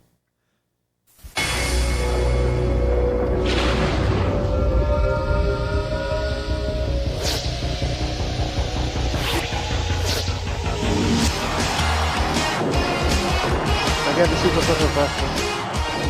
What was that? What did you? Superstars of Wrestling. That is correct. It was the Superstars of Wrestling. So That's the one with the Warrior, right? With the Warrior with the light thing coming out of his eyes. No, this is the like 92 where it's showing like they're going through. There's like some CGI graphics. Oh, the CGI graphics. And they're showing little pictures of like Adam Bomb and Bret Hart, and at the end Hulk Hogan doing this when he wins the title. I don't know if you remember that one, but you got one so far. So one. Next theme.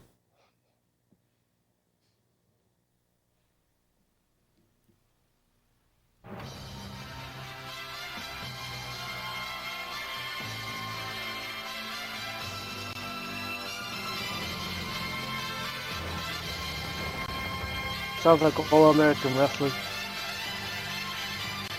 All American Wrestling was your guess? Hey, you very good. That is correct. That is All American Wrestling. 2 for 2 so far. Let's go to the next theme.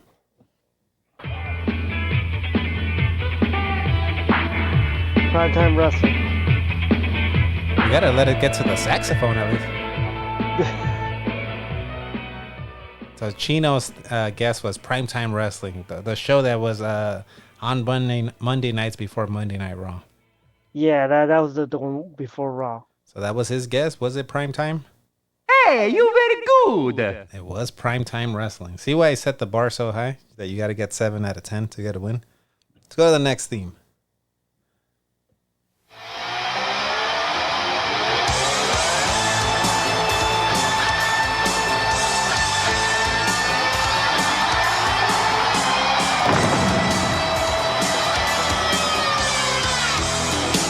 Wrestling Challenge.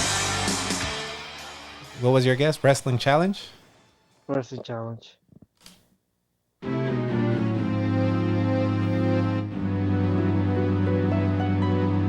Unfortunately, that was not Wrestling Challenge. That what you heard there was Saturday Night's Main Event from 1992. Oh, the one. Okay, I That get was you. the intro That's thing. the one from Fox. Exactly. Yep. Where we saw Okay. IC title change hands. All right, next theme.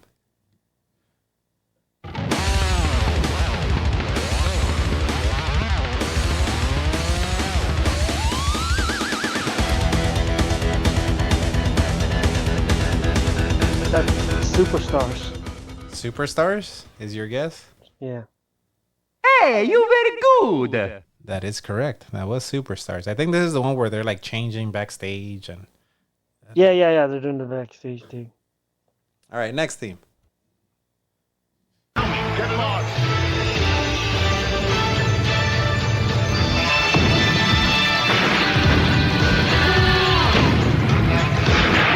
That's Wrestling Challenge. Okay. I was going to say, you better get this one right. This is my favorite one. The one that starts with the Hulkster dropping the big leg on the Macho Man. That is Best correct. wrestling challenge. Hey, you very So good. you got 5 so far. You've only missed 1. You only missed Saturday night's main event so far. Next theme.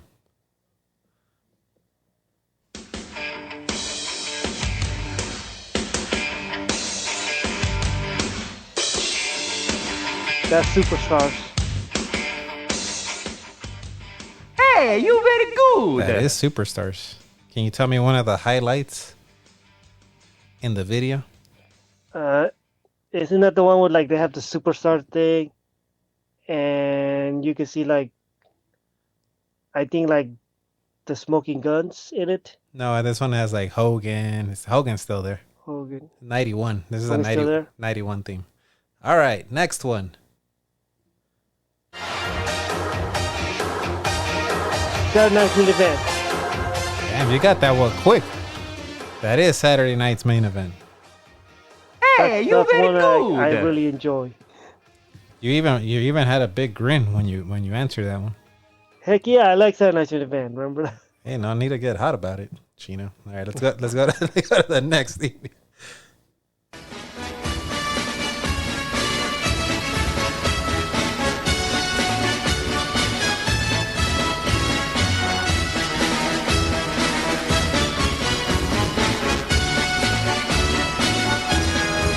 That's All American Wrestling. All American. Hey, you very All good. American Wrestling was his guess. And that is correct. And the very last theme.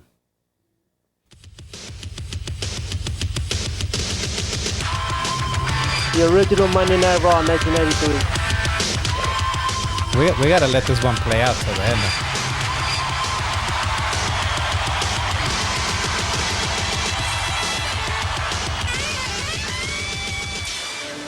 So classic.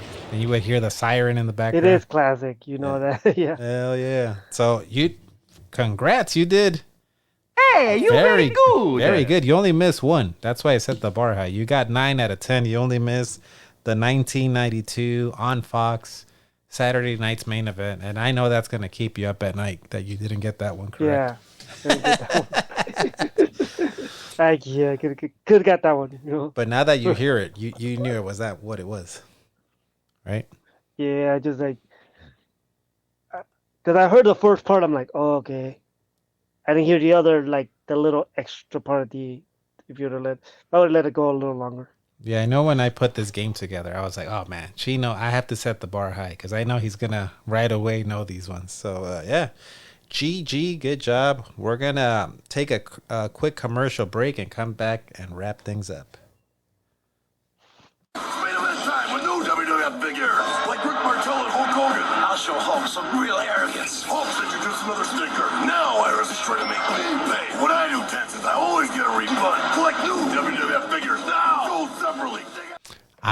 This is the one Hasbro commercial I never saw. Yeah, when I heard it, it's like, when did Rick Martel show up? So that's weird. Yeah, I this one I never saw. So you either. So this is a deep cut for you too. That's a deep cut. Where'd you find this one at? It's on YouTube. I was like, I never saw Martel calling out Hulk Hogan, and he's there and calling out Hulkster. And then it says, and Macho Man says, and Hulk Hogan thinks you're a stinker. It's so weird. I'll send you the video because I know you want to. Is this one actually? Because remember, they used to have like WWF action figures also like in Spain. Was this one the one for Spain? I don't know. I'll send you the video and you let me know. I've never seen this one. Pretty crazy, but yeah. Thanks for coming on, Chino. Before we go, why don't you tell the people where they can find you on the social medias? Okay, so if you want to check me out on my @DanceChinoDance, that's Instagram and the Twitter. I can't call it X. I'm sorry, but and then also at Wrestling Pro Wrestling on Instagram, at Wrestling PW on the Twitter. It's at Compton Mania, and the last one where I'm doing some training, and I got Robbie Phoenix and Chaz and some other great trainers there. We're helping out. It's at West Covina Wrestling. You got to send me the link because I have the link for the Compton Mania and Wrestling Pro Wrestling, but I don't have that Covina one. So you gotta. I'll do a trade. I'll send you that. I'll send you that really vague commercial, and you send me the link to West Covina training. Yes, at West Covina Wrestling. Yeah, that's basically. in the LA. Like the West Covina Wrestling. In the LA County area for anybody out there. You're in good hands with Chino and Robbie Phoenix. They'll take care of you. They're not gonna break your leg like Hiro Matsuda. They're gonna train you the right way. They're gonna teach you the basics. It's all about the basics, man. There you go. You got to build that foundation. As for me, I'm Retro Tiburon on all the social medias. I live stream video games on YouTube. Also, Retro Tiburon. Go check that out. I do video game live streams. I even do a community game night where people like viewers, other YouTubers can jump in and play Mario Kart, Call of Duty. Let's see what else. What else do we play? Fortnite. We play a bunch of games. Check that out at Retro Tiburon. I have a website, retrotiburon.com. If you want to support, give a little tip or a little buy merch, go to retrotiburon.com. I have t-shirts, mugs, soon to come out with some pacemakers for the more older listeners. But yeah, check that out if you want to support the podcast. You can leave a voicemail. No one ever leaves a voicemail, but you can leave a voicemail. If you don't want to leave a voicemail, you could even write a message, a comment, a complaint about Sexy Chino stealing my thunder. Go to retrotiburon.com. You can leave a voicemail, write a message. I'll read it on the podcast. Yeah, but that's it, Sexy Chino. But like I said, now because a new tradition, I want people, guests that come on to leave the people with like a piece of advice, a quote they like. Last time you said, work smarter, not harder. Any other piece of advice that you take with you in your everyday life? Yeah, like don't take things for granted. Always be humble. And one more thing is like, yeah, you talk about like a lot of people don't leave messages and well, we did leave it in a cliffhanger because we want to find out if the Repo Man glass break is the same one as Steve Austin. If you guys know for sure, write in the comments or leave a voicemail or whatever. Yeah. We got to find this out. Leave it on the comments if you're watching on YouTube. If you're listening on the audio end, go to retrotiburon.com and write me a message. Tell me, you guys don't know what you're talking about. Those glass breaking sound effects sound nothing alike. But usually I leave us with my buddy Joe Esk, his music. But it's the road to WrestleMania, Chino. We got to leave off with the classic WrestleMania theme. It's the road to WrestleMania. Give us predictions, even though we're recording this even before the Royal Rumble. Who's gonna headline WrestleMania? Of course, you know Roman Reigns is gonna headline WrestleMania because there's 2 days. So you know Roman Reigns is definitely gonna headline WrestleMania. Like CM Punk, if everything goes according to plan and everything seems to be working the way it is. Like at this time, like maybe this time they were saying like Seth might be a little hurt at this time what we're talking about. So we'll see how. Hopefully he's in good condition to be at WrestleMania because there's too many matches right there. Think about it. Things that were built on stories that actually were done from the past. You know, and so Roman Reigns and Cody Rhodes, that's what I'm figuring. But now they threw there might be a monkey wrench because The Rock might be part of it. So there's a lot of things, man, that they'll leave you in a cliffhanger right now because this is the road to WrestleMania. This is the time like everybody keeps watching because it's the time that everybody wants to see what's going on because the Royal Rumble leads it up. And it's just the run there to WrestleMania, and that's the big event. Because sometimes not everybody watches everything in wrestling, but they watch WrestleMania. You got that right. You got that damn right. I got nothing else to add to that except bring back this banger of a theme right here. Bring back this WrestleMania theme, WWE. If you know what you're doing, stop hitting us with all these licensed mainstream songs. Give us this one. This is what we want. But that's it. See you guys on the other side.